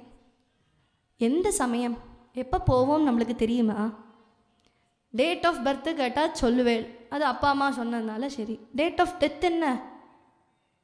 இந்த நிமிஷம் போகலாம், நாளைக்கு போகலாம், 2 மாதம் கழித்து, இல்லையா 100-150 வருஷம் இருந்து கஷ்டப்பட்டும் போகலாம். லாஸ்ட் நிமிஷம் தெரியாதே. டாக்டர் சொன்னாலும் கூட 2 மாதத்தில் அப்படின்னு சொல்லுவா. எந்த நாள் எந்த நிமிஷம் குடிச்சா தருவா? ஜோதிஷத்தில் சொல்லியிருப்பா 79 வயசு வரை வாழ்வேல் நீங்கள் அப்படின்னு. யார் கேரண்டி தருவாரா? அப்படி நம்ம 60 அல்பாயுஸில் போயிட்டானா அங்கே போய் திருப்பி கேட்க முடியுமா? நீங்கள் கேரண்டி தந்தேலே என்னாச்சு அப்படின்னு கேட்க முடியுமா? கேட்க முடியாது. அப்போது அந்திம நிமிஷம் என்னன்னே தெரியாது, அந்த நிமிஷத்தில் சொல்லிக்கலாமே அப்படின்னு எந்த நம்பிக்கை வருது நம்மளுக்கு? அகங்காரத்தினால தானே வருது. அதனால தான் அப்போதைக்கு இப்போதே சொல்லி வைத்தேங்கிறா. இப்போவே சொல்லு, எப்போன்னு தெரியாது, அடுத்த நிமிஷம் ஆகலாம். இப்போவே சொன்னால் நீ பொழைச்சுப்பாய். அடுத்த ஜென்மமே இல்லையே. பிறவி பலன், பிறவி இறப்பு அப்படின்னு புனரப்பி ஜனனம் புனரப்பி மரணம்னு போயிட்டே இருக்கே இந்த வாழ்க்கை. எப்போ இதுக்கு அறுதி, இதை பற்றி சிந்தனை பண்ணண்டாமா, இப்போ சிந்தனை பண்ணு, நில் வேல் அப்படின்னு சொல்கிறது. வேல் வேல்னு சொன்னால் அதை சிந்தனை பண்ணு. எங்கே போயின்னு இருக்க, எங்கே பாஞ்சுன்னு இருக்க உன்னுடைய மனசு, எதெல்லாமோ அடையணும் அடையணும் நினச்சிட்டு இருக்கு, இதெல்லாம் சாஸ்வதமாக நினச்சிப்பாரு ஒரு நிமிஷம். இதெல்லாம் கூட வருமா போகிற சமயத்தில் நினச்சிப்பாரு. எது கூட வரும்னு நினச்சிப்பாரு. உனக்குள்ளே என்ன இருக்குன்னு நினச்சிப்பாரு. பிராணன் போயிட்டு வந்துட்டு இருக்கேன், அந்த பிராணனை கவனியேன் ஒரு சமயம், சற்று நின்று பாரேன். மனசு அலை பாஞ்சுட்டே இருக்கு, அது அங்கே போகிற இங்கே பாரு, இவா எப்படி பண்ணின்னு இருக்கா, அவா எப்படி பண்ணின்னு இருக்கான்னு எல்லாம் பாரு. நீ என்ன பண்ணிட்டு இருக்க, நீ பார்க்குறையா, இல்லையே நின்று பாரேன், சற்று நின்னே பாரேன் அப்படின்னு வேலை பார்த்தா நம்மளுக்கு அப்படி தோணணுமா. ஒரு சமயம் நிமிஷமாக நிதானமாக வாழ்க்கையை நிதானமாக கொண்டு போகிறதுலாம் சுவாரஸ்யம். எல்லாம் பறக்க பறக்க பண்ணிட்டு என்ன நிம்மதி அடைஞ்சோம். நம்ம எதுக்கு கார்த்தாலேருந்து எழுந்து இந்த விஷயங்களெல்லாம் பண்ணுறோம்? இதில் சுகம் கிடைக்குமா, ஓ அது பண்ணினா அதில் சந்தோஷம் கிடைக்குமா, இந்த மாதிரி விஷயங்கள்லாம் பண்ணால் ஓ எனக்கு இது திருப்தி கிடைக்கும், நிம்மதி கிடைக்கும்னு நினச்சி பண்ணுறா. ஆனால் கிடைக்கிறதில்லை. அதனால் தானே அதிருப்தியால் தான் நம்ம வாழ்ந்துட்டு இருக்கோம். திருப்தி அடைஞ்சா பின்னா அடுத்த வேலை பண்ண தோணாதே. அதிருப்தியோடு வாழ்ந்துட்டுருக்கோம் இன்னே பரியந்தம். அந்த திருப்தி எங்கே கிடைக்கும்னா பகவான் நாமா சொன்னால் கிடைக்கும். பகவத் சத்சங்கத்தில் இருந்தால் ஆஹா இன்னைக்கு இந்த பொழுதை நன்னா போக்கினேனே அப்படின்னு ஒரு திருப்தி வரும்லவா. இன்றைக்கி போய் படுத்து தூங்குறத கந்தன் கதையை கேட்டேனேன்னு ஒரு சந்தோஷம் இருக்குது. அப்போ அந்த தூக்கத்துக்கு ஒரு இன்பம் ஜாஸ்தி ஆகுமா. அதே இது ஆஃபீஸில் போய் ஆஃபீஸ் கர்மா தர்மம் பண்ணணும், தப்பு சொல்லலை. ஆனால் அதுவும் பகவத் சமர்ப்பணமாக பண்ணினாதானே அதில் சந்தோஷம் காண முடியும். ஆனால் அது நம்ம பண்ணுறது இல்லையே.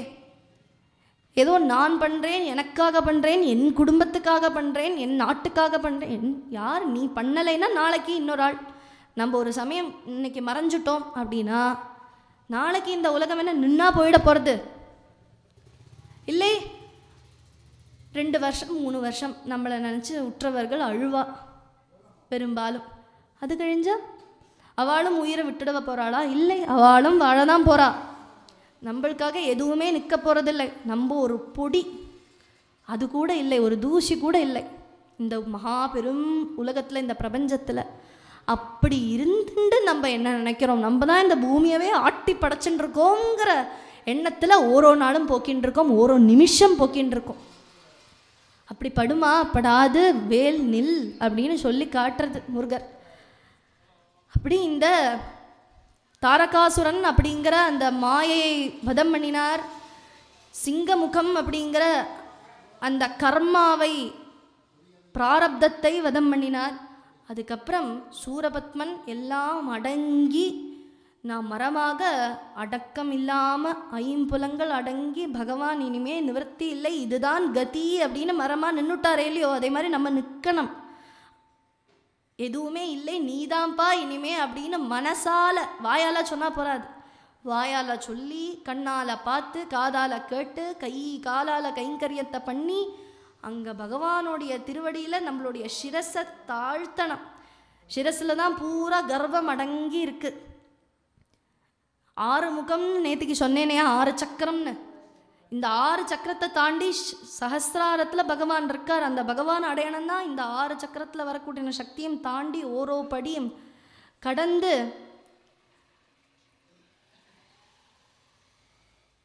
அந்த பகவானை அடையணும். 6 தோஷ குணங்களை அடக்கணும். 6க்கு ரொம்ப நல்ல மகிமை உண்டு.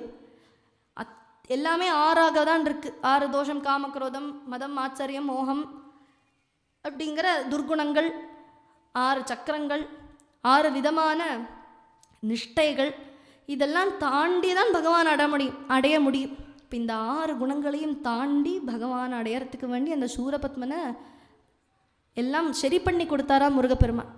முருகப்பெருமானுக்கே நேராக போய் யுத்தம் பண்ணியிருக்கலாமே, ஏன் அவர் தூதுவனை அனுப்பி ஓரோ சமயம் தாரகாசுரனை வெட்டி பார்க்குறார். அகங்காரம் அடங்குமான்னு அடங்கலை. கர்மாவை வதம் பண்ணி பார்க்க அடங்கலை. அத்தனை கூட்டங்களையும் வதம் பண்ணி பார்த்தார், அடங்கலை. அகம் மட்டும் நின்றுருந்து அந்த அகத்தையும் அடக்கிறதுக்காக முருகப்பெருமான் வெயிட் பண்ணிட்டு இருந்தார். கதை பார்த்தேன்னா சூக்ஷ்மமாக உன்னிப்பாக கவனிச்சிருந்தேன்னா தெரிஞ்சிருக்கும். முருகப்பெருமான் வேஷம் மாறினாளா? இல்லையே. சூரபத்மன் தான் பறவையாகவும் மலையாகவும் ஜலமாகவும் பூமியாகவும் அக்னியாகவும் மாறினார். வேலாயுதனாக இருக்கக்கூடிய முருகன் தன்னுடைய ஷரத்தை தான் விட்டார். 7 சரம் 100 சரம் அப்படின்னு விட்டார். இவர் மாறலை. அவன் பறவையாக மாறினார். இவர் மயில் மேலே ஏறி போய் பண்ணினார் அம்பிடுத்தான், யுத்தம் பண்ணினார் அம்பிடுத்தான். இவர் மாறலையே. இவர் மாற மாட்டார். ஏன்னா அவர் பிரம்மணஸ்மதி. அவர் மாறினா அர்த்தம் உண்டா? இந்த மாதிரி இங்கே கேட்டுன்னு இருக்க முடியாது. அவருடைய பெருமையை நிஷ்டையில இருக்கார் அவர். யுத்தம்னா யுத்தம் படி பண்ணணும். முதுகு பார்த்து பண்ணப்படாதுன்னு சொல்கிறார். தூத்துவனை அனுப்பி எச்சரிக்கை கொடுக்குறார். அப்பவாவது மாறுறானா? இந்த மாதிரி நம்மளுக்கும் வருவா. யாராவது ஒரு தூத்துவன் வந்து சொல்லுவா, பா கோவிலுக்கு போய் கொஞ்சம் நாமாவை சொல்லு, நமஸ்காரம் பண்ணிட்டு வா, சத்சங்கத்தில் இரு, பஜனைக்கு வா, உபன்யாசத்தை கேளுன்னு யாராவது சொல்லுவா. எப்போப்பா அப்படின்னு சொல்லி நம்ம போவோம். ஏன்னா அது கர்ம வலை. ஆனால் அது பகவான் மூலமாக யாராவது மூலமாக தூத்துவனை அனுப்புவார் பகவான். நீ எப்படியாவது சரியாவையா நன்னாவையா இந்த காலத்தில் இந்த ஜென்மத்திலேயாவது அப்படின்னு அவர் கருணையோடு வந்து நிற்பர். அந்த கருணையை பார்க்கறதுக்கு உண்டான சக்தி நம்மளுக்கு வேணும். அது நம்ம தான் உருவாக்கிக்கணும். யாரும் உருவாக்கிக்க மேஜிக்கலாக ஒன்றும் நடக்காது. நம்ம தான் உருவாக்கிக்கணும். நல்லது வருதுன்னா அது நல்லதை பார்க்க தெரியணும்லவா. இது கெட்டதோ அது கெட்டதோ எல்லாத்துலேயும் நல்லதை பாருன்னு ஏன் பெரியவா சொல்கிறா? நல்லதாக இருக்கலாம், யார் வேணும்னா பகவானாக வரலாம்னு ஏன் சொல்கிறா?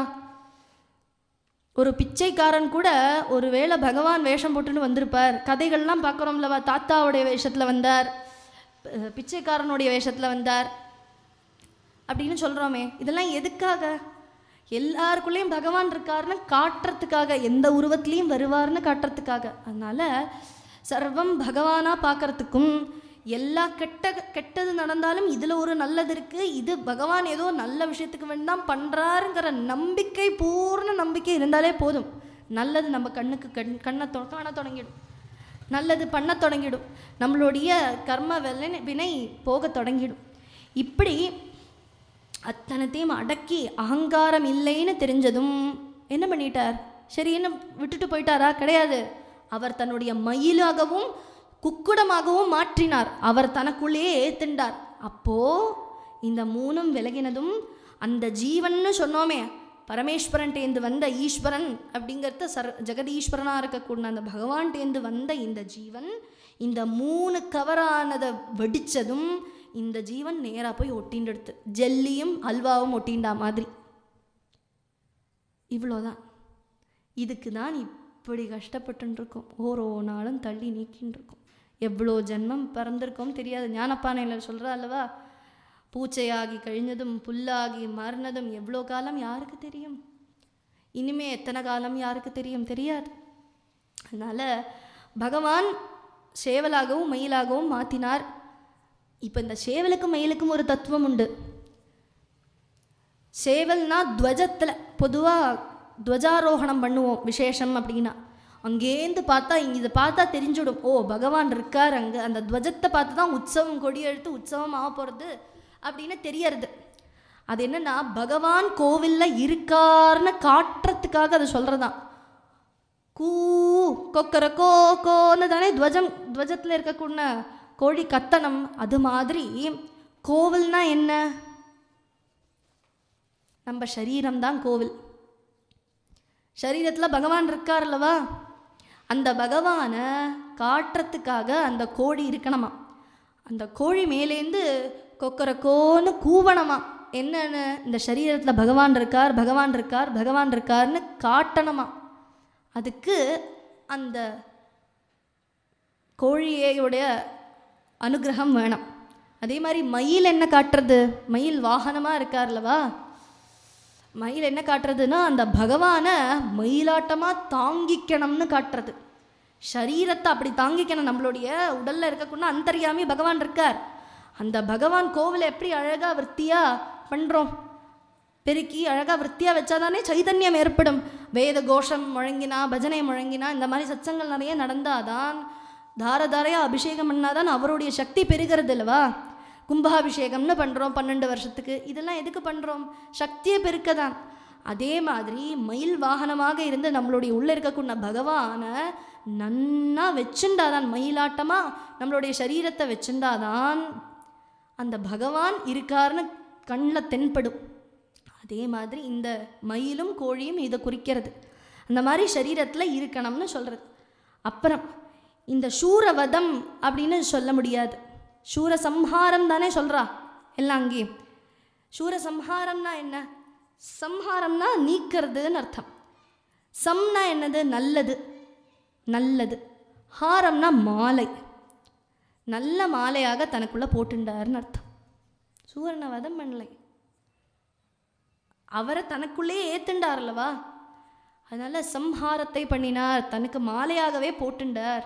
அப்போ நம்மளுடைய மலினத்தையும் மாற்றினா நம்மளையும் மாலையாக போட்டுப்பார் முருகப்பெருமான்னு அர்த்தம். இந்த மாதிரி சூரபத்ம வதம் பூர்த்தியாகிடுத்து, சூரசம்ஹாரம் பூர்த்தியாகிடுத்து. அந்த சம்ஹாரத்தில் தேவர்களெல்லாம் சந்தோஷப்பட்டா, எல்லாரையும் திறந்து விட்டா, காராகிரகத்திலேருந்து தேவர்களுடைய மனைவிகளையும் திறந்து விட்டா. எல்லாரும் சந்தோஷம், முருகப்பெருமான் நமஸ்காரம் பண்ணுறா, எல்லாரும் ஜெயகோஷம் போடுறா. நேராக கிளம்பி வரார். மகேந்திரபுரி அப்படிங்கிற இடத்துல தானே சூரபத்மன் இருந்தார். சாகர தேவதைகிட்ட சொல்கிறார், கட்டளை போடுறார், இந்த இடமே இருந்ததோட ஒரு பாடு கூட இருக்கக்கூடாது, எல்லாத்தையும் முழுக்கிடுங்கோ அப்படின்னு சொல்கிறார். அதனால தான் மகேந்திரகிரி இப்போ இல்லை, அது தாண்டி ஸ்ரீலங்கான்னு இருக்குது. அது எல்லாமே இல்லாமல் ஆக்கிவிட்டு அந்த, ஏன்னா அகங்காரத்துக்கு வேண்டி தொடங்கின இடம், அப்போ அது இருக்கக்கூடாது. ஏன்னா அது கெட்டதை பரவிக்கும். நெகட்டிவிட்டி இருக்கிற இடத்துல நம்ம இருக்கக்கூடாது சொல்லுவோம்லவா, ஏன்னா நம்மளுக்கு தொத்திக்கும்.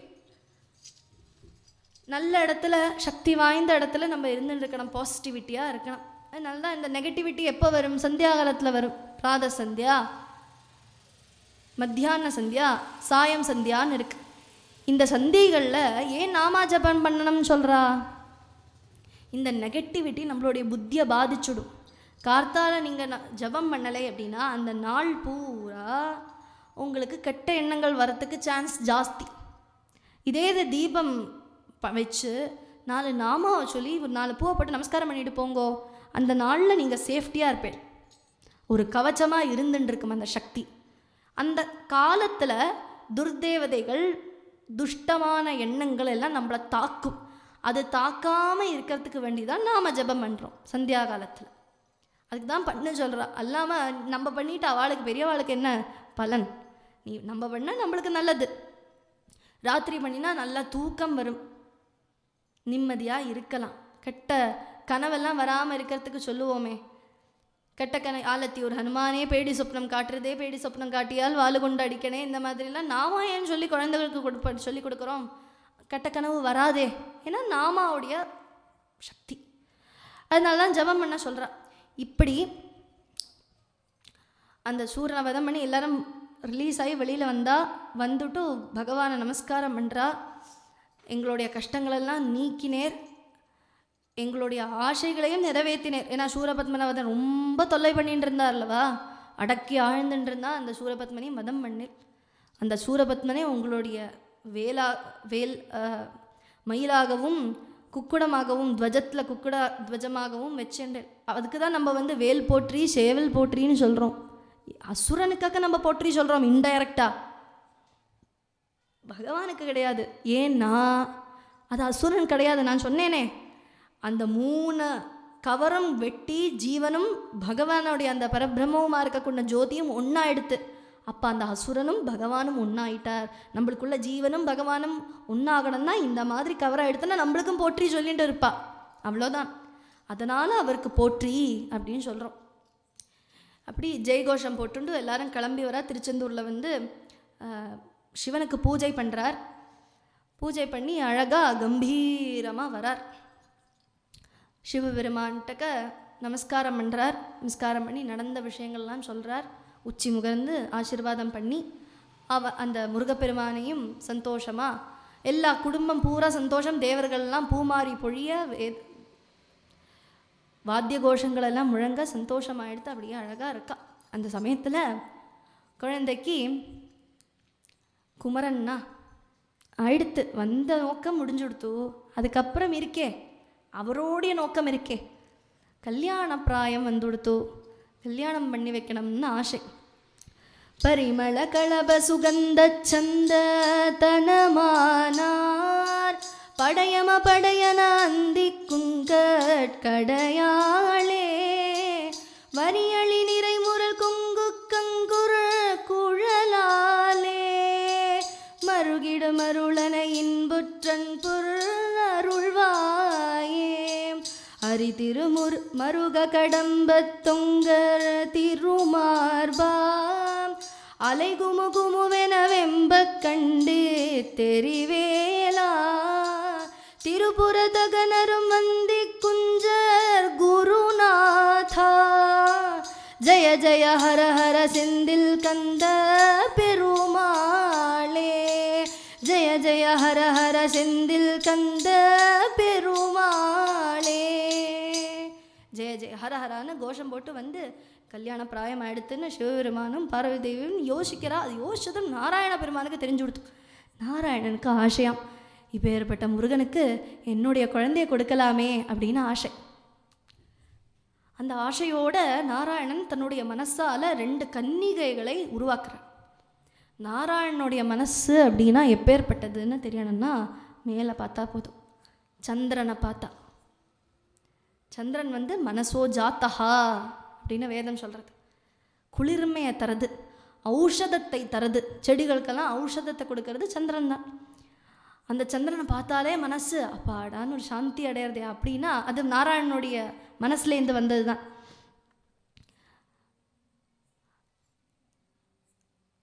அப்போது இந்த அப்பேற்பட்ட நாராயணனுடைய மனசில் முருகனுக்கு கொடுக்கணும், சுப்பிரமணியனுக்கு கல்யாணம் பண்ணி வைக்கணும்னு ஆசையோடு பார்த்து பார்த்து சங்கல்பம் பண்ணிட்டு வந்த குழந்தைகள் எப்படி இருப்பா? குழந்தை குவா குவா சொல்கிற குழந்தை கிடையாது. கன்னிகையாக பட்டு பாவாடையை போட்டுண்டு அழகாக பின்னல் ஜடையை போட்டுண்டு ஜாமுன்னு வந்து குழந்தைகள் 2 பேர் தோன்றினாங்களாம். அந்த குழந்தை யாருக்குன்னா கந்தனுக்கே உருவாக்கப்பட்ட 2 குழந்தைகள். அவளுக்கு என்ன ஆசைனா கந்தனுடைய தோள் எப்போ அடைவேன்னு ஆசையோடு இருக்காளாம் 2 பேர். விஷ்ணு பகவான் சொல்கிறா, நீங்கள் போய் தபஸ் பண்ணுங்க. அந்த 2 குழந்தையோட பேர் என்னென்னா சுந்தரவல்லி அமிர்தவல்லி அப்படின்னு பேர், அமுதவல்லின்னு சொல்லுவாள். அந்த 2 குழந்தைகளும் நீங்கள் வந்து தபஸ் பண்ணுங்கோ, முருகனை குறித்து முருகனை அடையணும் அப்படின்னு. எங்கே போனோமா? சரவண பொய்கையில் போய் தபஸ் பண்ணுங்கோ அப்படின்னு சொல்கிறா. திருவாவினங்குடி அப்படின்னா பழனி, பழனி க்ஷேத்திரம் பக்கத்தில் அங்கே தானே தண்டபாணியாக இருக்கார். அந்த பக்கத்தில் சரவண பொய்கையில் போய் நீங்கள் தபஸ் பண்ணுங்கோன்னு சொல்கிறா. பழனி முருகன் எப்படி இருக்கார்? ஆண்டி கோலத்தில் இருக்கார். எதுக்காக வந்து நின்னார்? சண்டை போட்டுட்டு வந்து நின்னார்லவா. பழம் தரலை அப்படின்னு கோச்சுண்டு போய் நின்னா. அம்மா கதறி வரா, கண்ணா ஏம்மா நீ இப்படி கோச்சுண்டு வர? இல்லை பேச மாட்டேன். நீ உனக்கு கணேஷு தானே பிடிக்கும், உனக்கு கணேஷு தான் பிடிக்கும், நீ பாரபட்சம் பார்த்தேன் என்ன வேண்டாமே அப்படின்னு கோச்சுண்டு நின்றுட்டு இருந்தார்லவா பழனியில். அப்படி நிற்கக்கூடனா பக்கத்தில் தபஸ் பண்ணுங்கோன்னு சொல்லி இவாளும் குழந்தை கிடுகிடுன்னு அதுக்கு வேண்டி தான் பிறந்திருக்கா. அதனால் தபஸ் பண்ணுறா. நன்னா கட்டியான தபஸ், கடுமையான தபஸ் பண்ணுறா.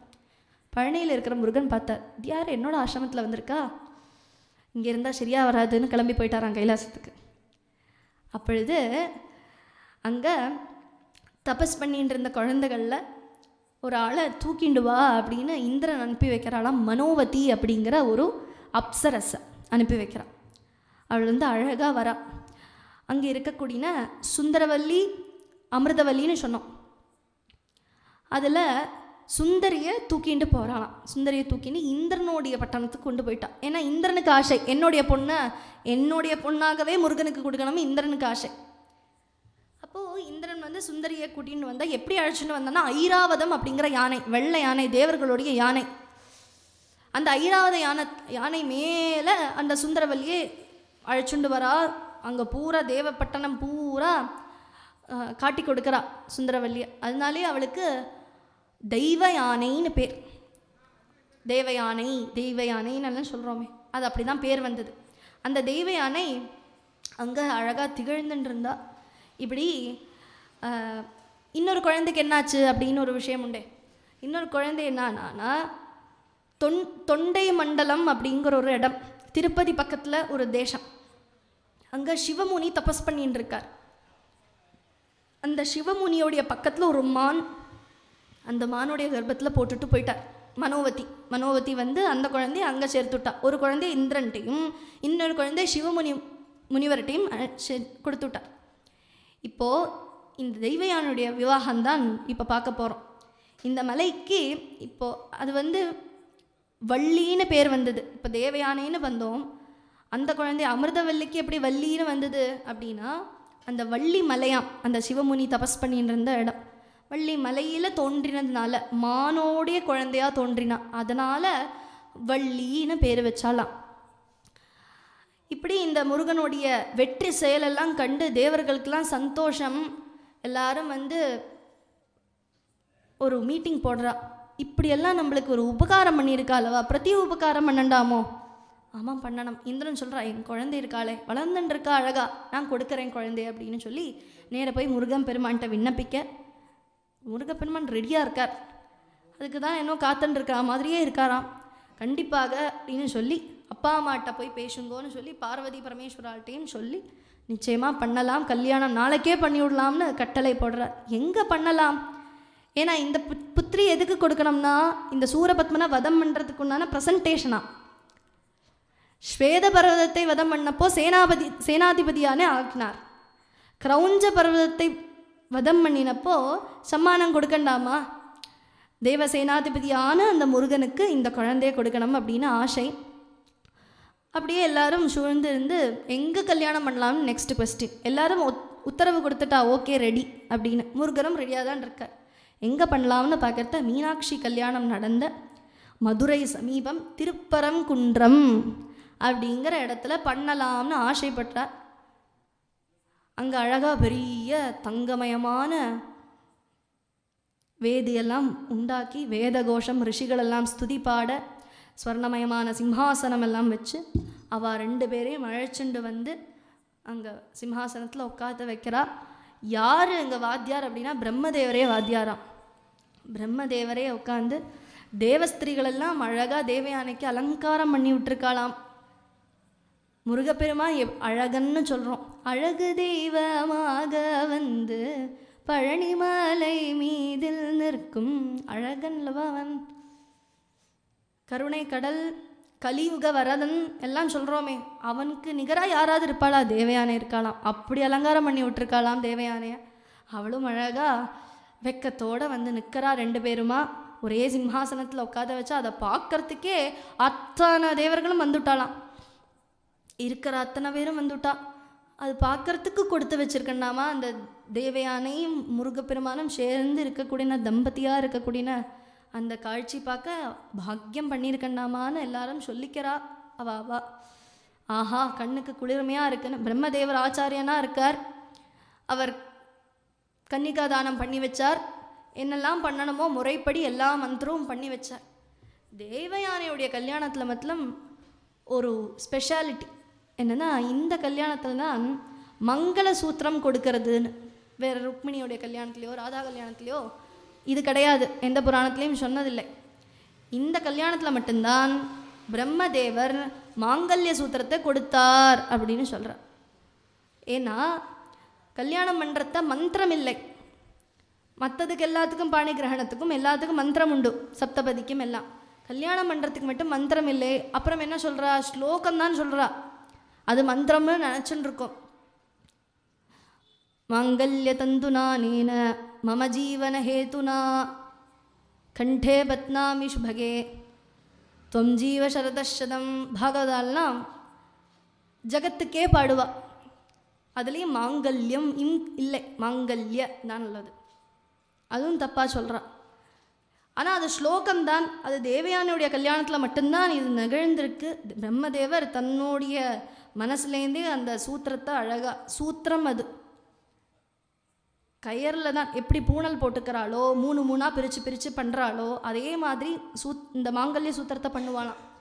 அப்படி பண்ணி அந்த மாங்கல்ய சூத்திரத்தை முருகப்பெருமான்கிட்ட கொடுக்க, அவரும் எல்லாரும் சாட்சி நிற்க, நாதஸ்வரம் முழங்க, தேவயானியுடைய கல்யாணத்தில் வைதீகமாக ரொம்ப ஆச்சாரப்படி பெரியவாலாம் இருக்கிறபடி சாட்சியாக இருந்து கல்யாணம் பண்ணினா தேவசேனா கல்யாணம் பூர்த்தி. அப்படி இதை பார்க்கறதுக்கு யார் வந்தா அப்படின்னா, புஷ்பக விமானத்தில் பரமேஸ்வரனும் பார்வதியும் வந்தாராம். பொதுவாக ரிஷப வாகனத்தில் எழுந்தருளினார் அப்படி தானே சொல்லுவோம். இங்கே புஷ்பக விமானத்திலே வந்து நிற்கிறார். ஏன்னா அவ்வளோ அவசரமாக அவருடைய கல்யாணம் பார்க்கறதுக்கு வந்ததும் அவருக்கு 2 பேருக்கும் நமஸ்காரம் பண்ணி, தம்பதியாக நமஸ்காரம் பண்ணி இடம் விட்டுட்டார். ஸ்தலம் விட்டாச்சு. 2 பேரும் காணோம். எல்லாரும் பார்க்குறாவா எங்கன்னு. பொதுவாக அந்த காலத்துலலாம் கல்யாணம் எல்லாம் ஆனால் அந்த 2 பேரும் கிளம்பிடுவா. ஆற்றுல இருக்கிறவா ரிலேஷன்ஸ் எல்லாருமா சரி 2 நாள் இருந்து மண்டபத்தில் தங்கி போகிறது தான் வழக்கம். இவா அன்னைக்கு நிற்கப்படாது. கல்யாணம் முடிஞ்சு ராத்திரிக்குள்ளே ஆற்றுக்குள்ளே போய் பிரவேசம் பண்ணி அருந்ததியை பார்த்து மேற்கொண்டு 4 நாள் கல்யாணம் பண்ணுறதுன்னு வழக்கம். அதனால் அவள் கிளம்பி போயிடுவா இல்லையோ. அதே மாதிரி முருகப்பெருமானும் தேவயானை கூட்டின்னு கிளம்பி விடலாமா, கிளம்பி விடலான்னு சொல்லி அவர் புஷ்பக விமானம் எடுத்துன்னு கிளம்பிட்டார். கிளம்பி 6 படை வீடு இந்த மாதிரி இடமெல்லாம் ஓரோனா காட்டிண்டு வரார். இப்படி திருப்பரங்குன்றத்தில் தேவயானையாக எழுந்தருளி நம்மளெல்லாம் இன்னைய பரியந்தம் அருள் பண்ணிண்டு அனுகிரகம் பண்ணின்னு இருக்கார். அவருடைய முருகப்பெருமான நமஸ்காரம் பண்ணிண்டு நம்மளுக்கு இந்த உபன்யாசத்தை பூர்த்தி பண்ணிக்கலாம். மதியால் வித்தகனாகி மனதால் உத்தமனாகி, மனதால் உத்தமனாகி பதிவாகி சிவஞான பரயோகத்தருள்வாயே. மதியால் வித்தகனாகி மனதால் உத்தமனாகி பதிவாகி சிவஞான பரயோகத்தருள்வாயே. நிதியே நித்தியமே என் நினைவே நற்பொருளாயோ. நிதியே நித்தியமே என் நினைவே நற்பொருளாயோ. கதியே சொற்பரவேலே கருவூரி பெருமாளே.